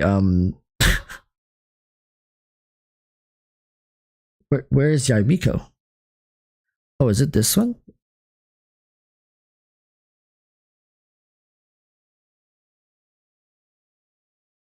Everything is everywhere. There it is. We'll take that. It's not really that important what Fischl has in my... I mean, it is important. It's just I don't want Fischl to be the focus here. So,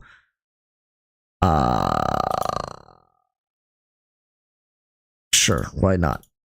The last one here will be... Really?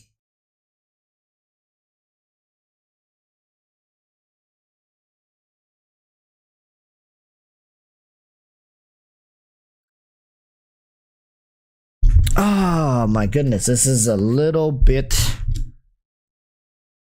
frustrating.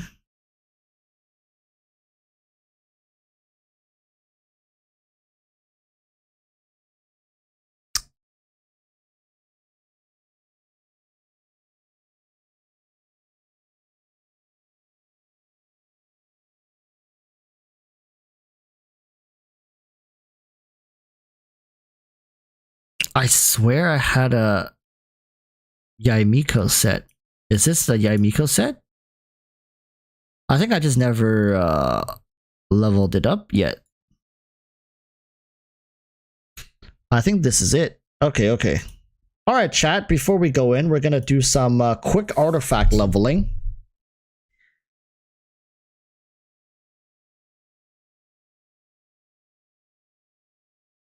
Come on. Okay, that's not bad. That's not bad. I mean, it's almost impossible to mess this piece up. I mean, I say that, yet the game will always find a way, but I'm fine with that.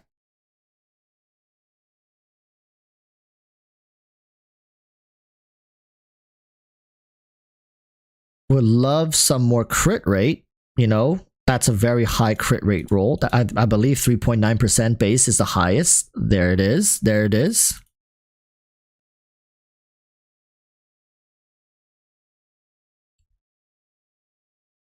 Is a really good piece. I'm gonna max this one out just because I'm probably not getting a better piece than this for a little while. Yeah, I remember I had a set for Yaimiko. I must have just never leveled it up. Okay, energy recharge, that's fine.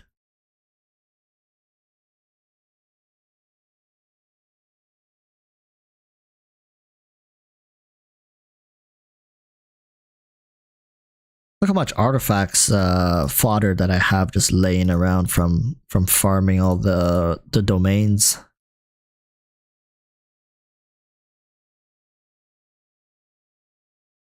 Wouldn't mind getting another crit rate.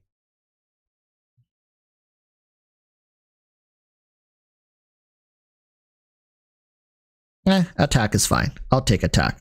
Okay. Am I ready? Am I ready to do this?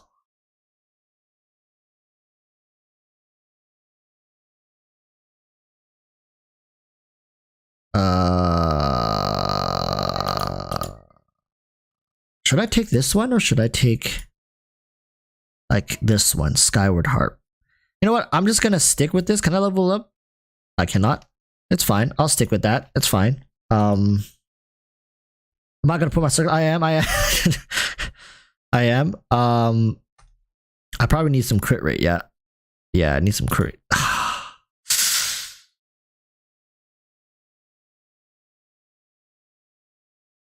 And I'm just going after a normal attack charge. That's not that good. Whatever. I'm just gonna slap a random headpiece on at this point. It doesn't matter. EM. Nice. Perfect. Chef's kiss. How much EM does she have? She has 2.6. No, she has 408. It is what it is. All right, this is the team. Finally, we're ready to go. Can I one-shot this Abyss phase with this team?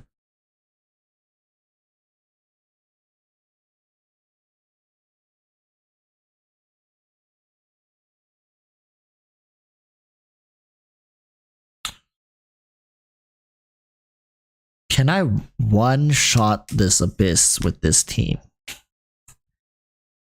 Maybe if I have them as phase 2? Yeah? Second floor?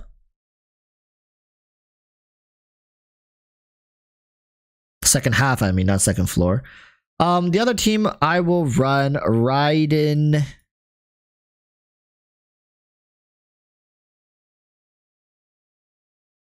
Hyper Carry or Raiden National? Do you guys want to see Raiden Hyper Carry or Raiden National as the other team for this one? I can't run Alhaitham because I don't have Cookie buildup. And I have Nahida on this team already. So this team will be like this.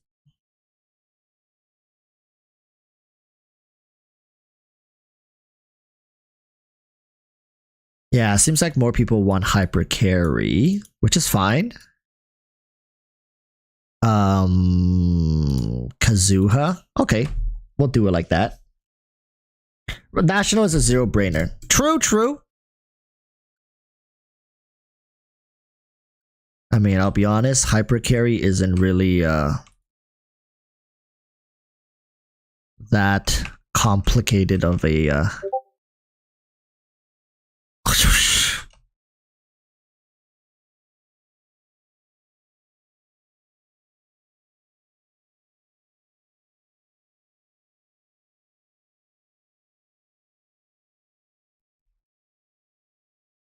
God damn it.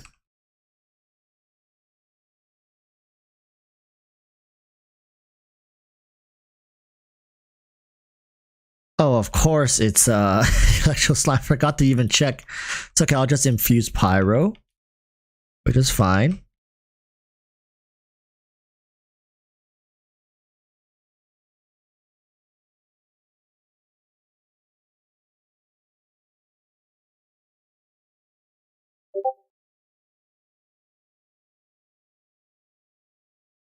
Boom. Where's the last guy? Over here. Alright. Now let's see the Kaching team. Let's see how good of a team this is. Oh, this is great. This is perfect. Great setup. So you always throw out your E and then you use your burst. Look. And then you take your E and then you can do maybe like 1 or 2. Look, and her burst is back. Like, I'm telling you, in my opinion, Kaching feels more fluid and fun and dynamic than Cyno does. It really does feel that way. Because I can make her an on-field... Oh, what am I doing? I can make her an on-field character as well as like a sustained DPS unit, or I can make her a like a quick swap unit.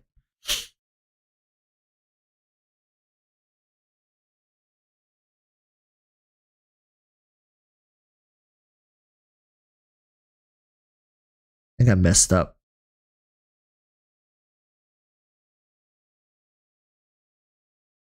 I thought my damage was gonna be enough. Sorry guys, my hyper carry team, I'm not worrying too much. Once we get to floor 12, we'll worry about the rotations, but oh man, this is just free. I didn't even use Nahita's burst just now. If I use Nahita's burst,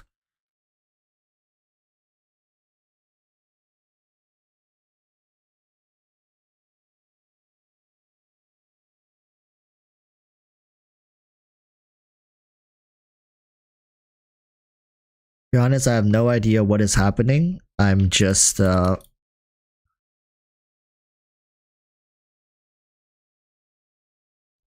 pressing buttons for now, right? Under floor 12, you really don't have to think too much. As long as you have like good artifacts and somewhat of a team, you should be fine.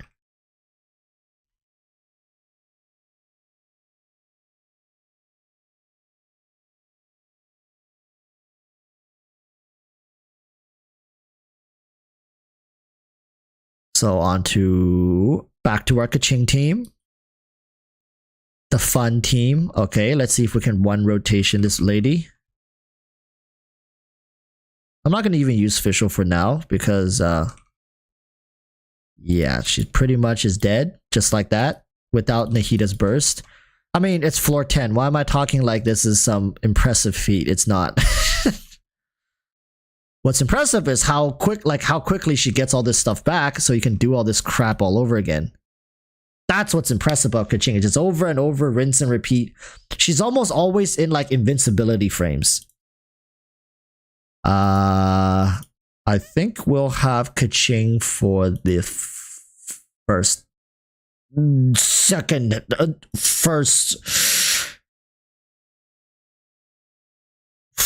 half. We'll have Kaching in the first half.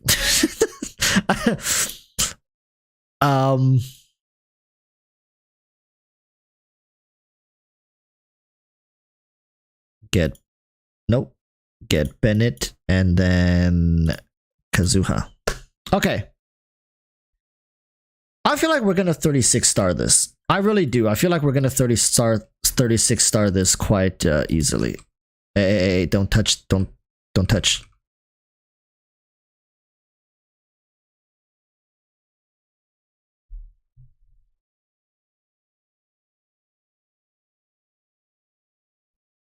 Don't touch.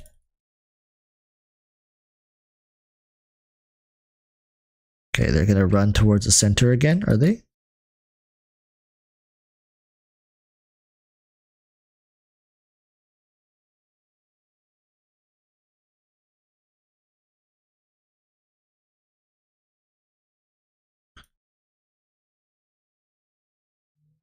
Okay, one more.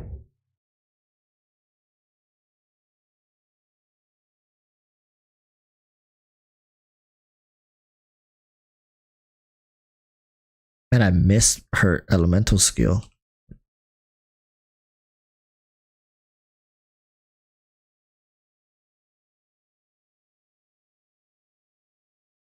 Boom. Boom. Okay.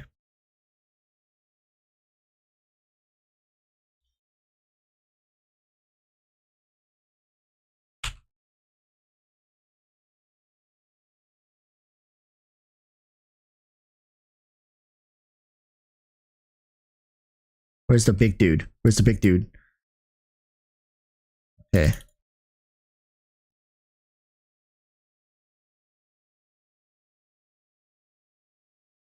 Okay. Is it better to swirl Pyro to get rid of his shield faster? Let me test this. Ooh.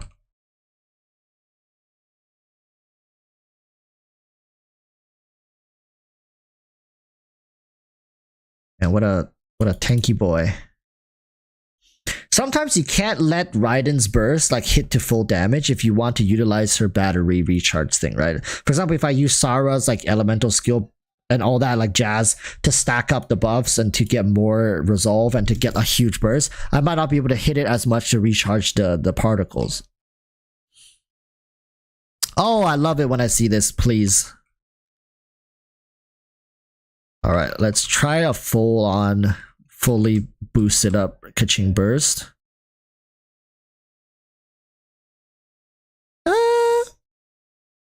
Okay.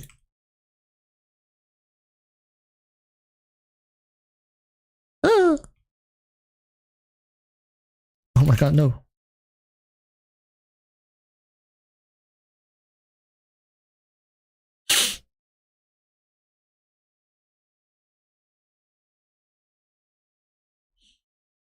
I don't know, man. I think I am biased. Who am I kidding? I am biased towards Kaching when it comes to Kaching versus Cyno. But honestly, I just feel like Cyno's playstyle is too restrictive for my liking.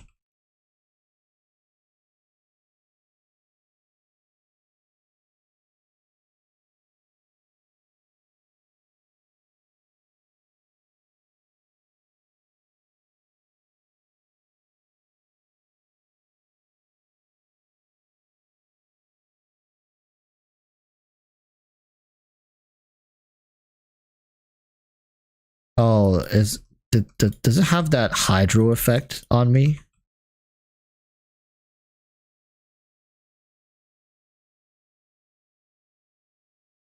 Oh, it does, doesn't it?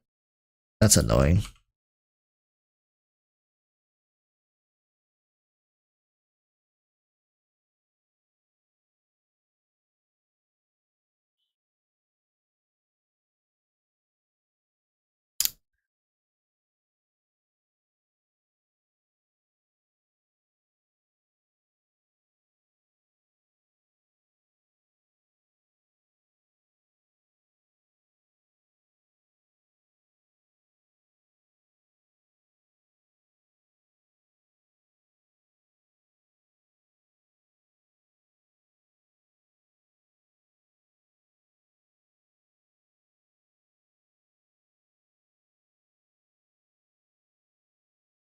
Ooh.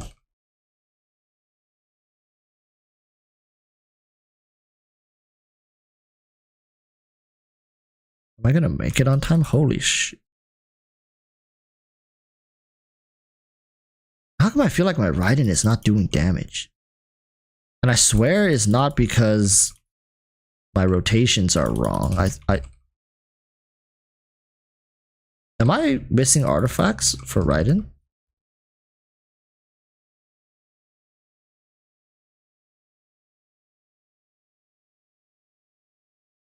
I think I might be missing artifacts for Raiden. I don't know. I don't know. I don't think so. I think when I looked earlier, it was fine. Eh.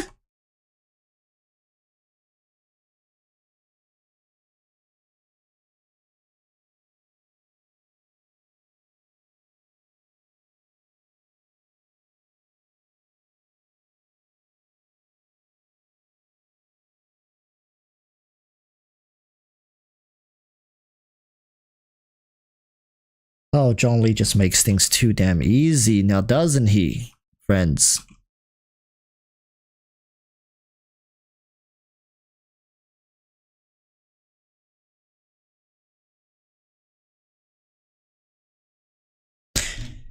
I honestly, I say the success of the Kaching team is 50% attributed to Zhongli and oh no, it's this thing.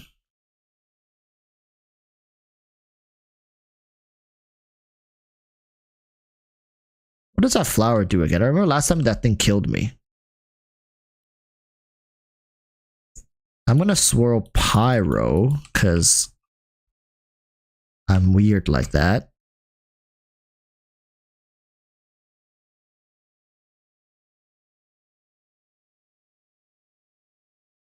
Flowing towards its roots. What does that even mean?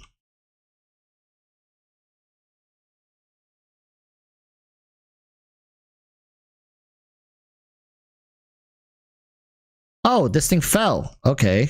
Let's do the Kazuha thing. Let's do the Bennett thing. Can I make it? Can I buff my Raiden? Can I make... Can I... Okay, we made it. I'm gonna take a look at my Raiden prior to jumping to floor 12, but fingers crossed nothing's wrong and it's just me playing bad. I mean, fingers crossed it's something wrong and it's not me playing bad. Something is wrong. Something is very, very... something is very, very wrong with this. Weapon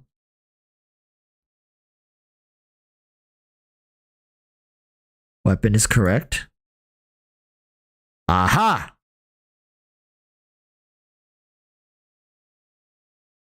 Who took this one?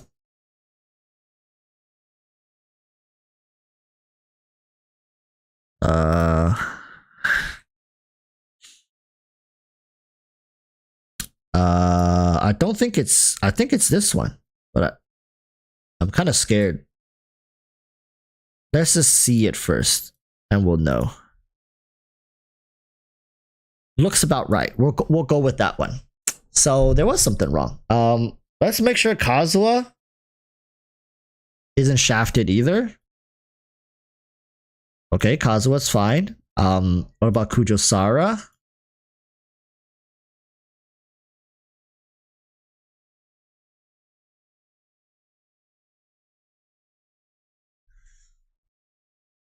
Raiden hyper carry, everybody. Raiden hyper carry. I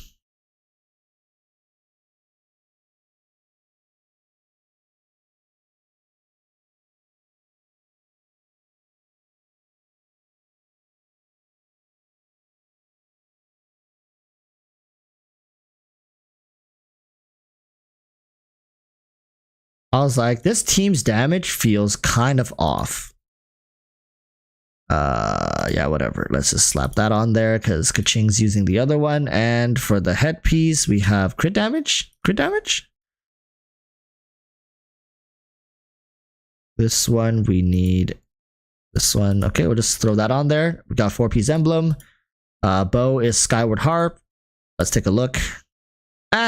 Good enough, right? This is what we're looking for. Please tell me Bennett has everything. Nice. What the fuck?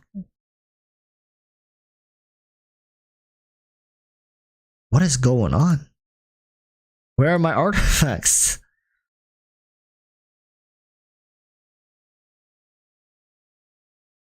Toma. Perfect. Just give me that. There we go. So Bennett looks something like this. Yeah.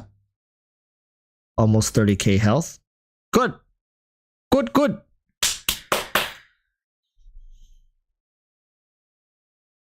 All right. Now the question is, can we 36 star this in one try?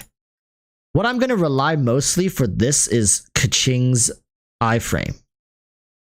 Should I do Kaching first half or Kaching second half? I think I'll do Kaching first half. What do you guys think? Kaching first half or second half? What do you guys want to see first?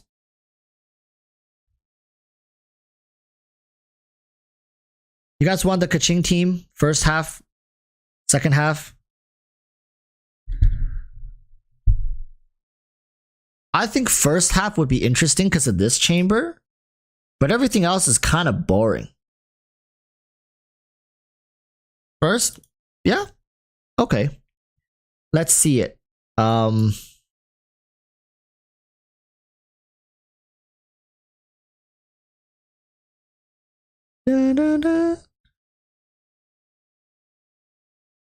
Oh boy. I might get one shot in the second half. Well then. It's gonna be a skill issue.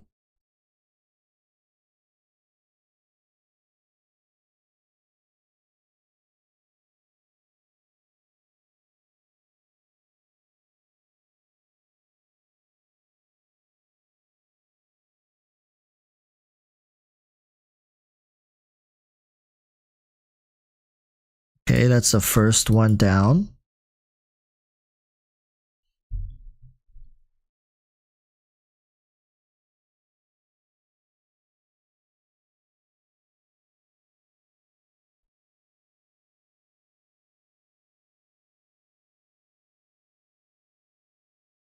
Can I do it in the first minute? Maybe. Maybe not.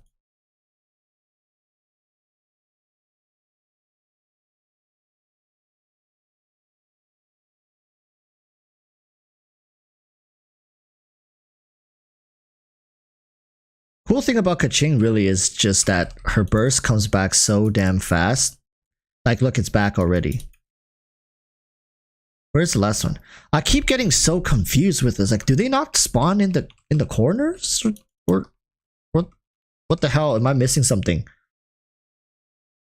Or am I like losing track of the corners mid-fight?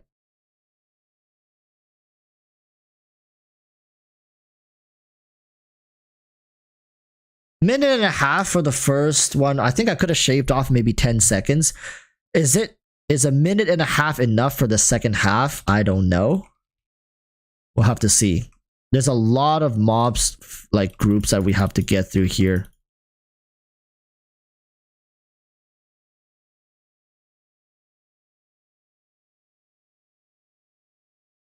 And really wish I would have one-shot all of them with that. I think infusing pyro with this would be pretty nice.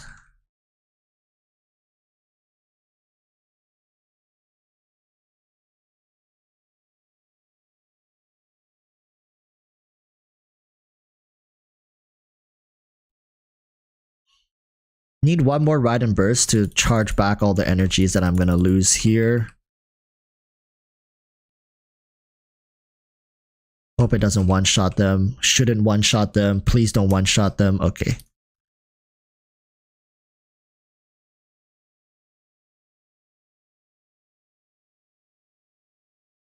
Oh my god.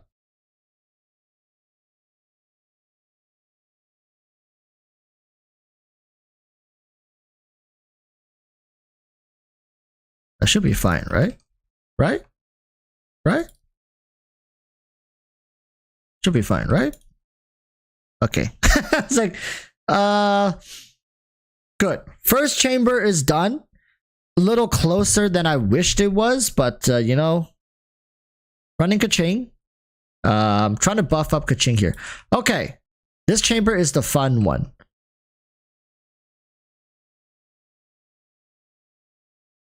I'm not gonna use Nahida's burst here. I want to see how much damage. Okay,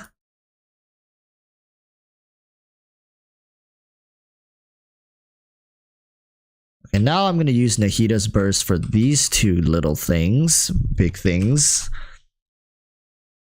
Official's burst.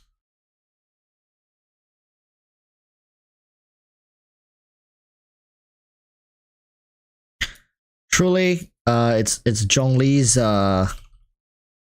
excellence here that's keeping us alive. I'm gonna reapply the buff. Do this. Do this. Throw the E. Oh wait. Oh wait, did I not?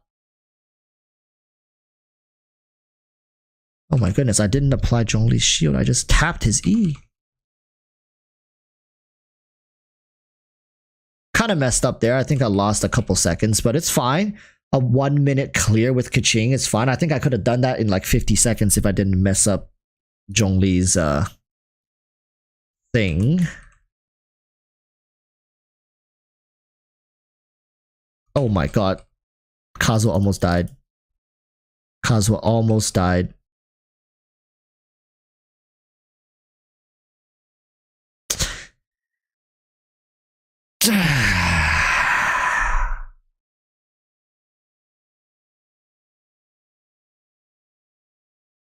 Should I go with this? Maybe I should go with this.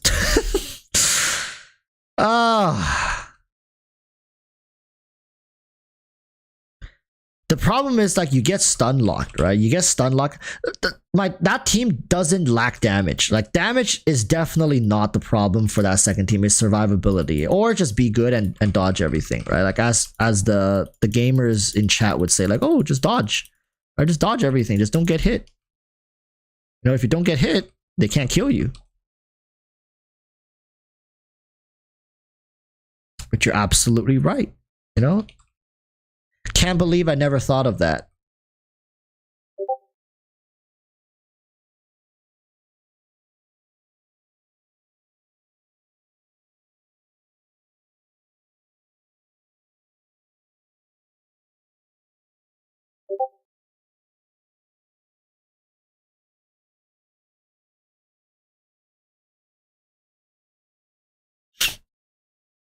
Man, this one even took longer.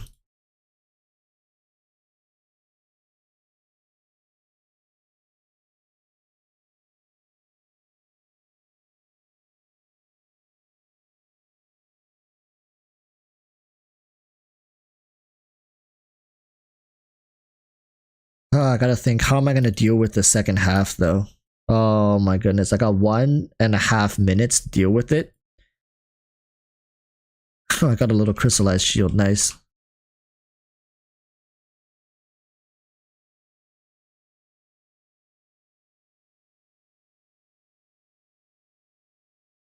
And that thing is channeling. Okay, get me the hell away from that. Alright, can I bait them over? I probably can. Maybe I shouldn't have used Kazuha's thing.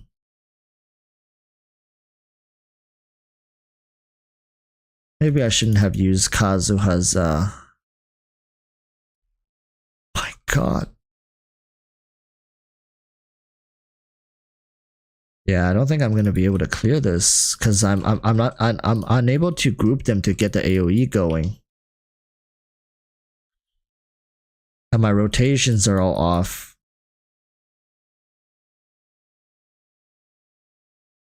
I mean, I iframed that, but now I got a cryo infusion because my Raiden's elemental skill wore off.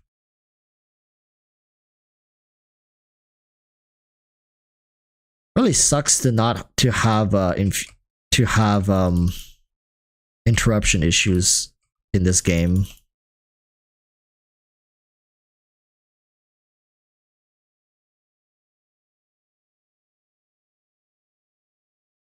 Fortunately, oh.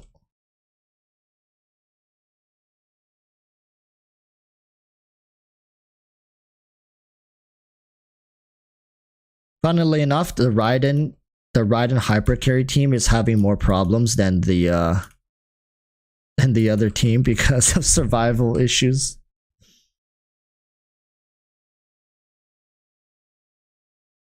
I mean, I can grind them down, but getting the 36 star with this team variation might be problematic.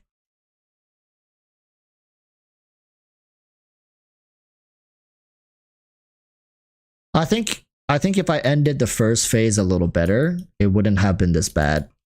Yeah. I need all of my bursts ready for this phase if I wanted to have like a really solid start.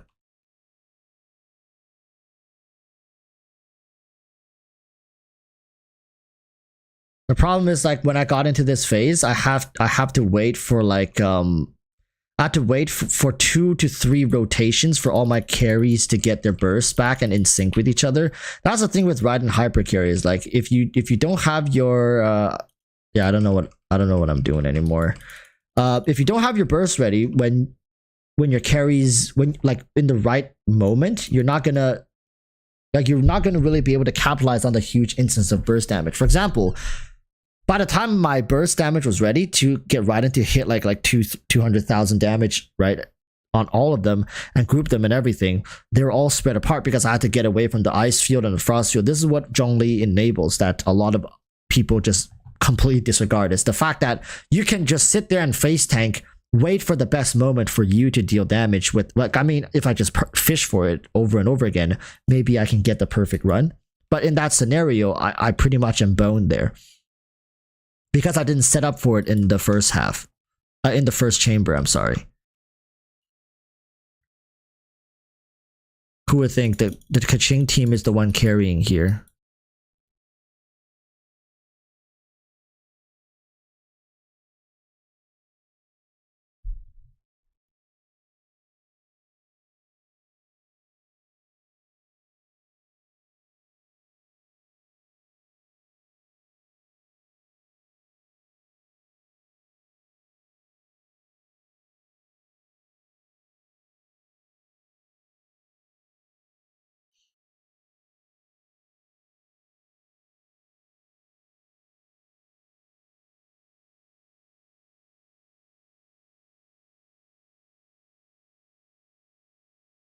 What?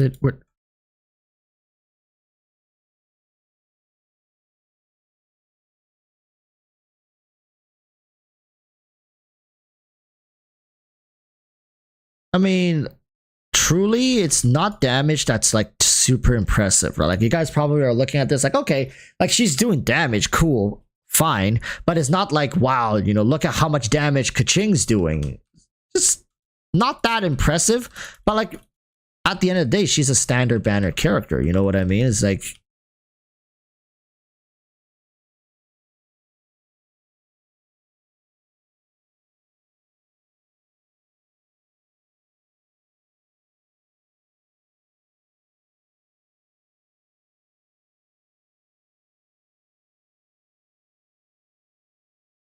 well, I think I used my burst at not a very good spot.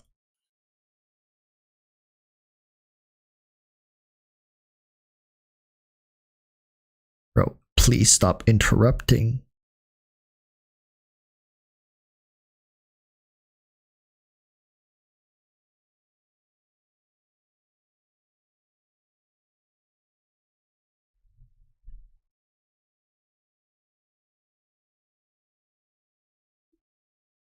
Oh, Kazuha, my man.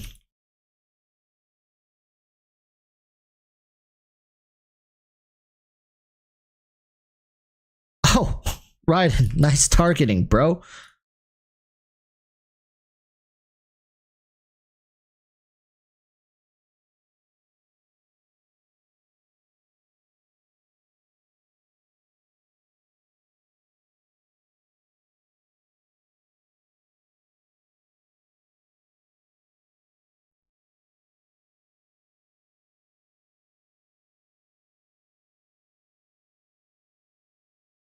Bro!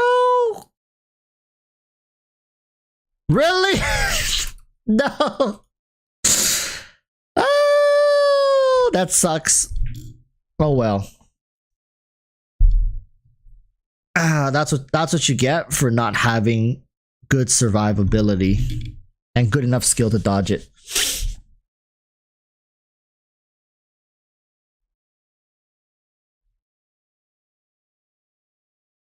Technical viruses, Walrus. Oh yeah, if she is bad, then she's a standard banner character. If she's good, then Cyno is not good as a limited character. Either way, Keqing wins. Yeah, that's because Keqing wins. Period. Like, Teki, that's the, like, I mean, that's the whole argument. You just laid out the whole argument. Like, there's nothing wrong with that statement, right?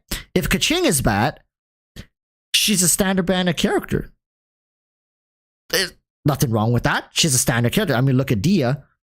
Right, look at other standard banner characters. Look at D. Look, these are standard banner characters. They're to be expected of this level. I don't think there's any like biasness to that. But if Keqing performs better than Cyno or close to Cyno, then Cyno is bad by comparison because he's a limited character. There's nothing wrong with that either, right? Should limited characters not be somewhat more premium than standard banner characters? I believe so. Right? Cyno Quick Bloom is better than any Keqing. Yeah, but by how much? By how much? How important of a difference is that? Right? It's the value of their differences. when both characters are played optimally in their best teams, Cyno wins out by a small margin. I wouldn't say his Quick Bloom team is like significantly better than Kaching's Quicken team.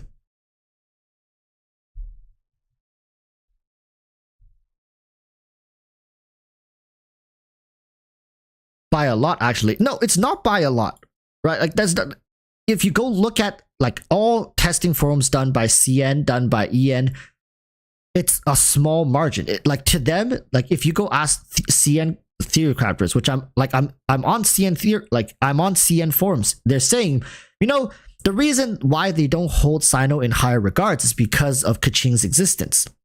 That's a whole argument. It's quite literally, Cyno is not good to these people. It's because Kaching is so close to him in terms of performance. Maybe in a few ideal scenarios, Cyno Quick Bloom can outpace Kaching. But as you guys see, Kaching in single target, in AoE target, like especially with this team, like I just kind of slapped this team together. I'm not even fully optimizing it. Like Kaching is very powerful and she's very flexible. That's the strength of Kaching. Flexibility is really important when it comes to this game. She performs very well across AoE, group combat, single combat, like all that. Sure, Cyno excels in certain areas far beyond her, but when you look at the overall grand scheme of things and how easy it is to utilize them and how many applications they can have, Kaching just feels more comfortable to play overall while still doing good enough damage, right? Like, I mean, I'm pretty sure you can have sub 1 minute clears for all the things I just did with Kaching, for all these chambers, sub 1 minute. And I mean, for a standard banner character, a sub 1 minute Abyss 12 clear for chambers is fairly impressive, right? But if you're saying limited characters, I expect all limited, like for example, my Tainari is getting like 40-second clears per chamber, right? 40 seconds. And for some ideal scenarios, maybe even sub 40-second clears, and he's a limited character. That's kind of what I expect. But Cyno is at times, you know, 40 seconds. At times, he's sub 1 minute.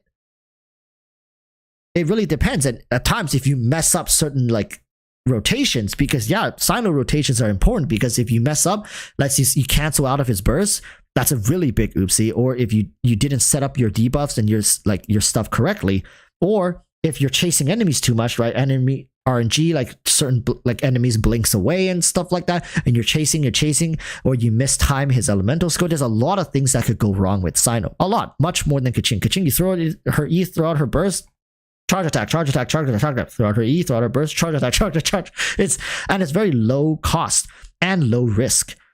Cyno, his elemental skill isn't really well incorporated into his kit apart from during his burst skill, right? That's the thing. Cyno's kit is more punishing if you mess up for a very marginal increase in power. That's it. Well, sure, she is better at multi-wave content. Cyno is better at single-wave content. She shouldn't be better, period. Period. In nothing. Nothing should, like, Kaching should not be better than Cyno at anything. It is sickening that is even okayable. It's like, think about it. It's like you go spend $1,000 on an iPhone. You would want that $1,000, like for example, if you go spend $1,000 on a brand new iPhone 14 Pro Max, $1,000. That phone should have overall better specs than an iPhone 12 Pro. Everything. There should not be a single component in the iPhone 14 Pro that is worse than the iPhone 12 Pro. It shouldn't be. It just shouldn't be. This isn't even about power creep. She's a standard banner character, guys. She's a standard banner character. Like a new character coming out 2 years after an old character comes out in the same like damage category should not be comparable. Especially, I mean, not that because it's new, especially because it's a limited character, right?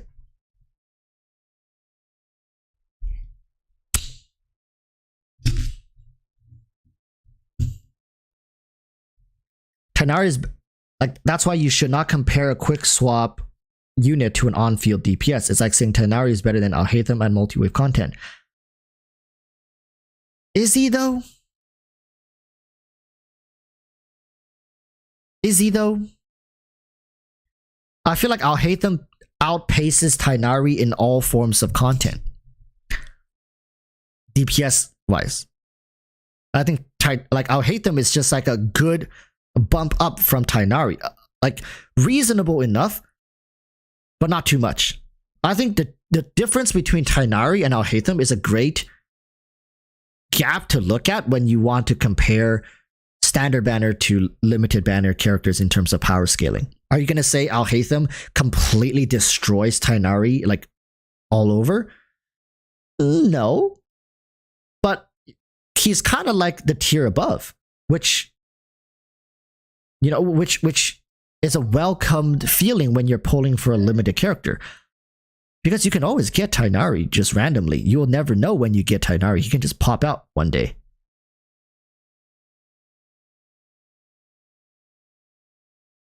Right? So, and I do agree with you, Techie, to a certain degree that Cyno is stronger than Keqing in certain areas.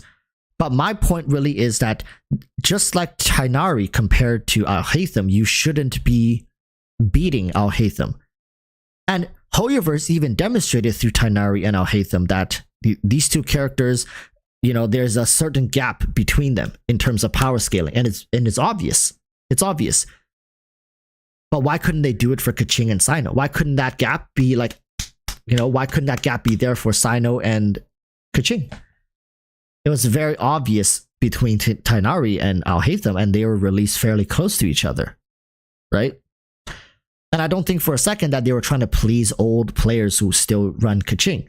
No, no, no. To be honest, is from my perspective, it just seems like Hoyoverse was too reserved in creating a new character. They didn't want this unit to end up too strong.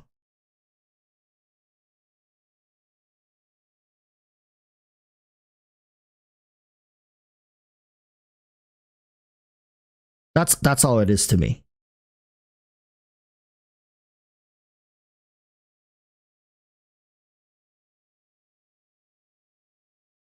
I think Keqing should be stronger than Cyno because she's my rival. And I think Keqing in some areas does feel much better. I mean, in those, even in those scenarios when it comes to damage dealt per like DPS, Cyno is winning. It's just Cyno spends a longer time regrouping himself than Keqing does, right? Oh, gotta like get some particles back, you know, gotta set up all these things, and then oh, gotta use burst, and then gotta go like boom boom pow, boom boom pow, boom boom pow, you know, his like hit elemental skill, hit elemental skill. Whereas Keqing just press like 3 buttons and pretty much her combo is already done. Very low effort, very like, but of course it's less damage. Right? There's less damage. Cyno cons are way worse than Keqing. Keqing cons aren't that good to begin with. I'm telling you. She's actually, her cons are decent compared to some older 5 stars, standard banner as well. But by no means are her cons like impressive, right? But Cyno cons aren't that great either. Like Cyno cons are okay.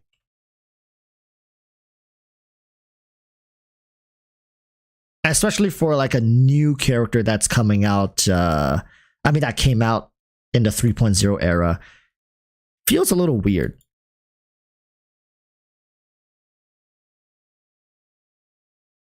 Keqing way more comfortable to play. Yeah, exactly. That's also another thing that I can't really understand is why they made Cyno so like restrictive and weird and having to do all these things and set up all this stuff. Really cool character though. Gotta give him that.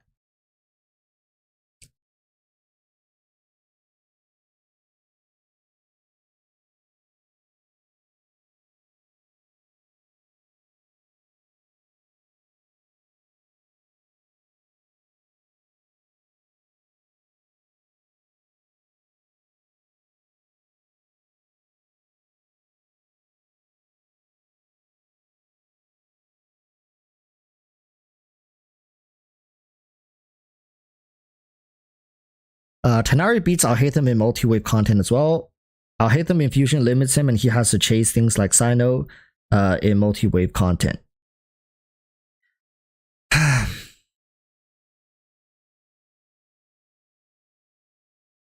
I don't know, without actually seeing testings, from how I play it, sure, yes, I can see your point, meaning like Tighnari can just stand there, right, and deal with all the problems. But at the same time, I feel like Tighnari's quick swapping, once you use his, 3 charge attack, or how many charge attack, 1 or 2 charge attacks, and then use his burst, then what? Like, are you telling me your Tighnari is one-shotting these, your Tighnari is one-shotting every single rune guard that comes out? It's going to take a couple rotations.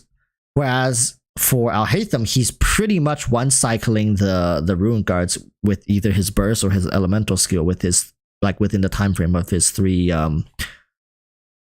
mirror shards. See, that's the difference, right? You're going to have to wait multiple, you're going to have to wait for multiple quick swap instances to, right? 3 charge attack plus Q along with Yaimiko is hitting each rune guard. So you're saying Alhaitham, no, you're saying your Tighnari with 3 charge attack plus Q along with Yaimiko's triple E plus Q is one-shotting per rune guard. What about the next rune guard, right? Is Yaimiko's burst coming back per rune guard? Like your Yaimiko is charging her burst per rune guard? Like, this is the thing. There's a lot more emphasis when it comes to Tighnari in like getting perfect scenarios with very high specs. Alhaitham is running out by second rune guard needing all buffs again. Yeah, but Alhaitham can one cycle the rune guards by himself with just Nahida.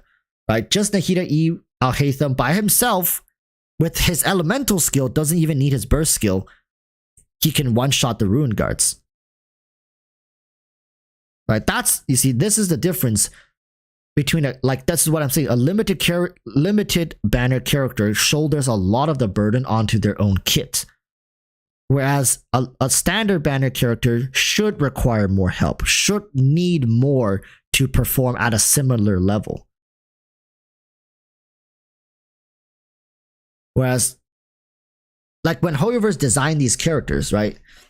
Cyno is an example where I think Cyno needs more help than Kaching to do certain things.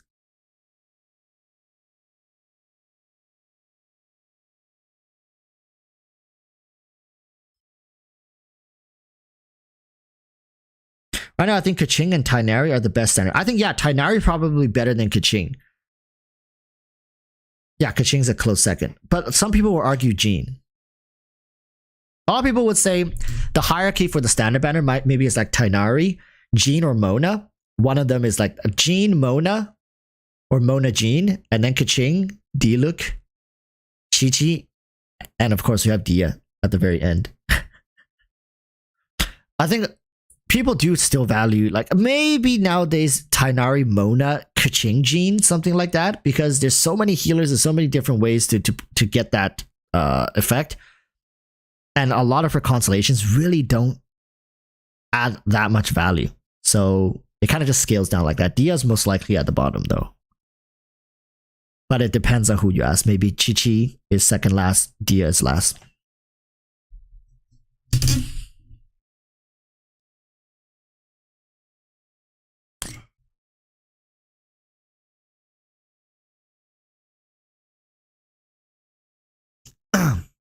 Anyways, we can make a Cyno video. Just have to, I have a bit of collective thoughts I want to share about this unit. Currently, his position in, I mean, amongst the roster of characters we have in the game. Prepare yourselves. Okay, let's go. Sup everyone, welcome back to another video. And as you guys see on screen, we have chat, we have Cyno, and we're talking about him today. Here, let me get the UI out of the way so you guys can just appreciate him for yourselves. Maybe drool a little bit, but don't drool too much because, you know, I have a couple things to say about this character. When it comes to Cyno, a lot of people immediately compares him to another Electro character, which we've had since the beginning of the game, which is Keqing. Even today, it's a hotly debated topic between chat here, whereas Cyno versus Keqing. The fact that we're even having this conversation kind of bugs me, right? Now, yes, I am a Keqing main. I really enjoy playing Keqing. I think she has a very unique playstyle, as well as the rival of Dendro, allowing her to really elevate to the next level.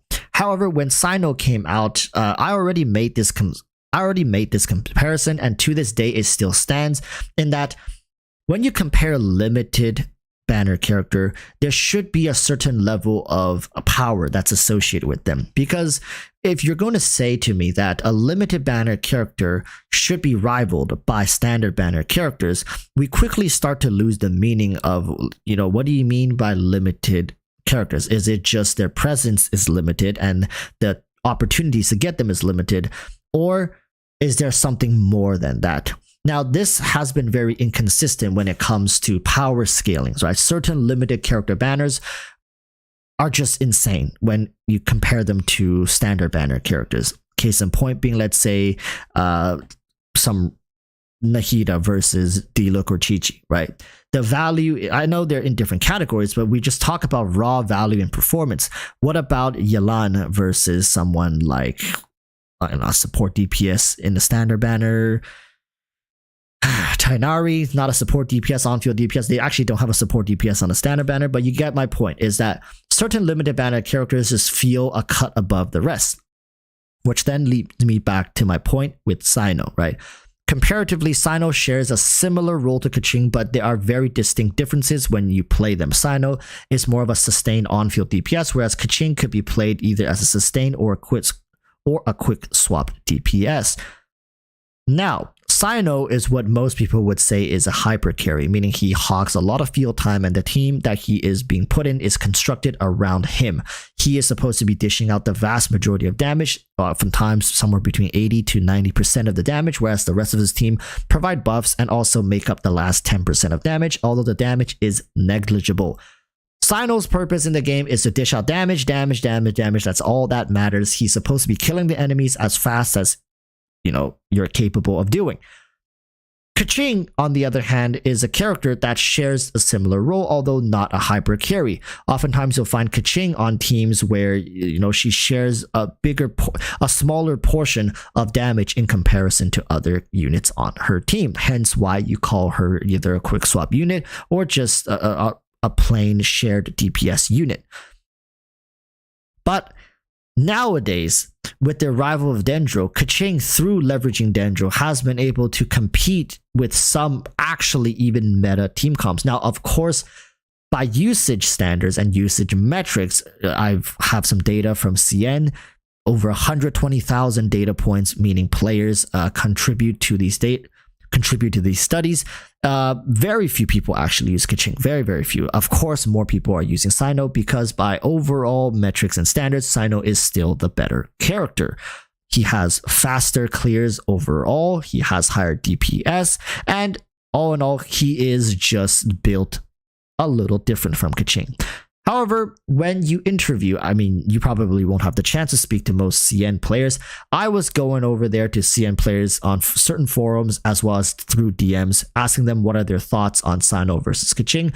And after some research, what basically the bulk of them is saying that Cyno feels more premium, and he is more premium. However, the difference is not as big as they would like, especially as somebody who had pulled Cyno and have invested in them. Obviously, they feel like they wish the difference were a little larger. And in certain instances, such as multi-wave content, Cyno becomes more and more difficult to manage in terms of his burst skill and certain rotations, as well as team synergy, buffs, debuffs, and whatnot. Keqing has a much more hassle-free playstyle. She has very low risk to engaging enemies. She oftentimes leveraged both her elemental skill and her burst skill in tandem with each other to dish out damage, and her infusion, thankfully, is in her elemental skill. Now, this is the thing with characters who have the infusions in their elemental skill as opposed to their burst skill. Risk. That's the word that most CM players seem to get hung up on when we talk about Cyno, or when they talk about Cyno, is that the risk factor of messing up his rotations or messing up his DPS or mistiming his burst. What that means is you really have to make sure that you're using his burst at a time when you can actually get value out of it. You want to, for example, you don't want to start his burst when the enemy or like a boss goes into an immunity phase, right? That's such a waste of the duration and the debuffs and everything like that. And here's another problem, is that Cyno, for the vast majority of the time, won't ever get to finish using his burst. What I mean by that is you're mostly going to cancel out of his burst early to start prepping for his next burst cycle, as opposed to sitting through the entirety of his burst and milking everything out of it. Because by the time it really ticks to the last 5 seconds of his burst, most of your debuffs, most of your stuff that you've prepped for him has already expired. Which also leads people to wonder, then why did they make his burst so damn long? Is there another character coming down the line who's meant to synergize with them? Now, here is some copium for you guys. Is depending on what Baizhu ends up doing, Baizhu could end up filling another role in a Cyno team or not, really don't know. But how much of Baizhu is going to contribute towards Cyno's effectiveness is yet wait to be seen. Now, why did HoYoverse choose to rerun Cyno at such an interesting time when his first banner was really not too long ago? Could it possibly be that HoYoverse is once again leveraging some FOMO factors?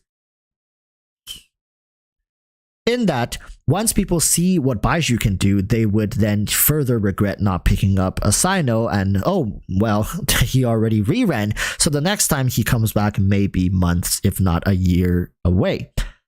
Now, that is just some FOMO for you guys. If you guys really want to inhale that copium as Cyno players, be like, yeah, that's right. When Baizhu comes along, Cyno will feel much better to play.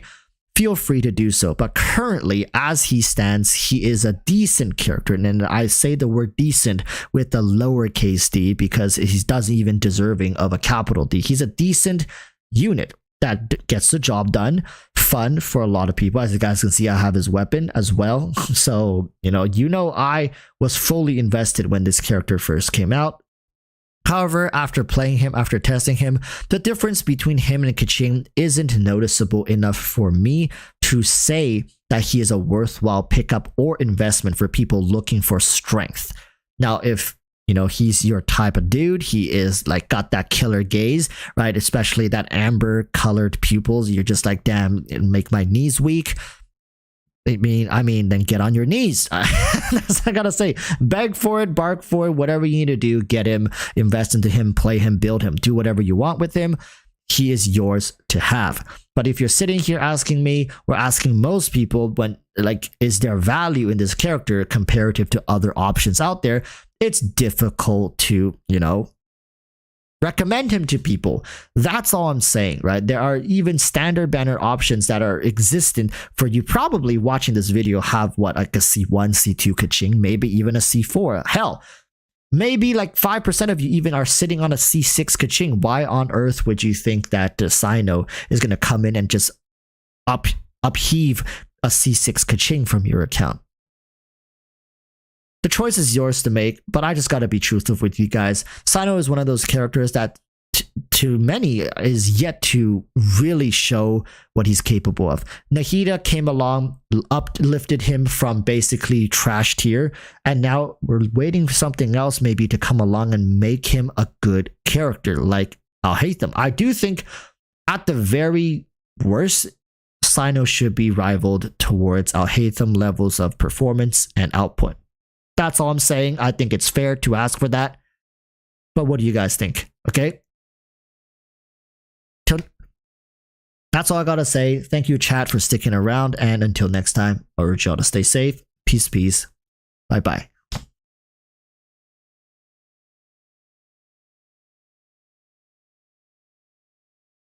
Okay, that's pretty much what I got to say for Cyno. It's not a very long video. Yeah, like after seeing Alhaitham come out and his performance, it really makes me question, is this the end that we'll see of Cyno, or is there more to come? Who knows? HoYoverse have different plans and pacing for each different character, so maybe Cyno will get a bit of love in coming patches, but I really don't know what could they possibly do to make him feel better. But yeah, that's everything I gotta say. Today we went a little over time, but you know, I had fun. I hope you guys had fun, and always welcome you guys to chime in. You know what's funny is whenever I edit these videos, for the most part, I'm just reading chat and seeing what you guys are saying. Because when I'm recording, I can't see what you guys are saying. But stay saucy, everybody. Till next time, urge y'all to stay safe. Peace, peace. Bye, bye.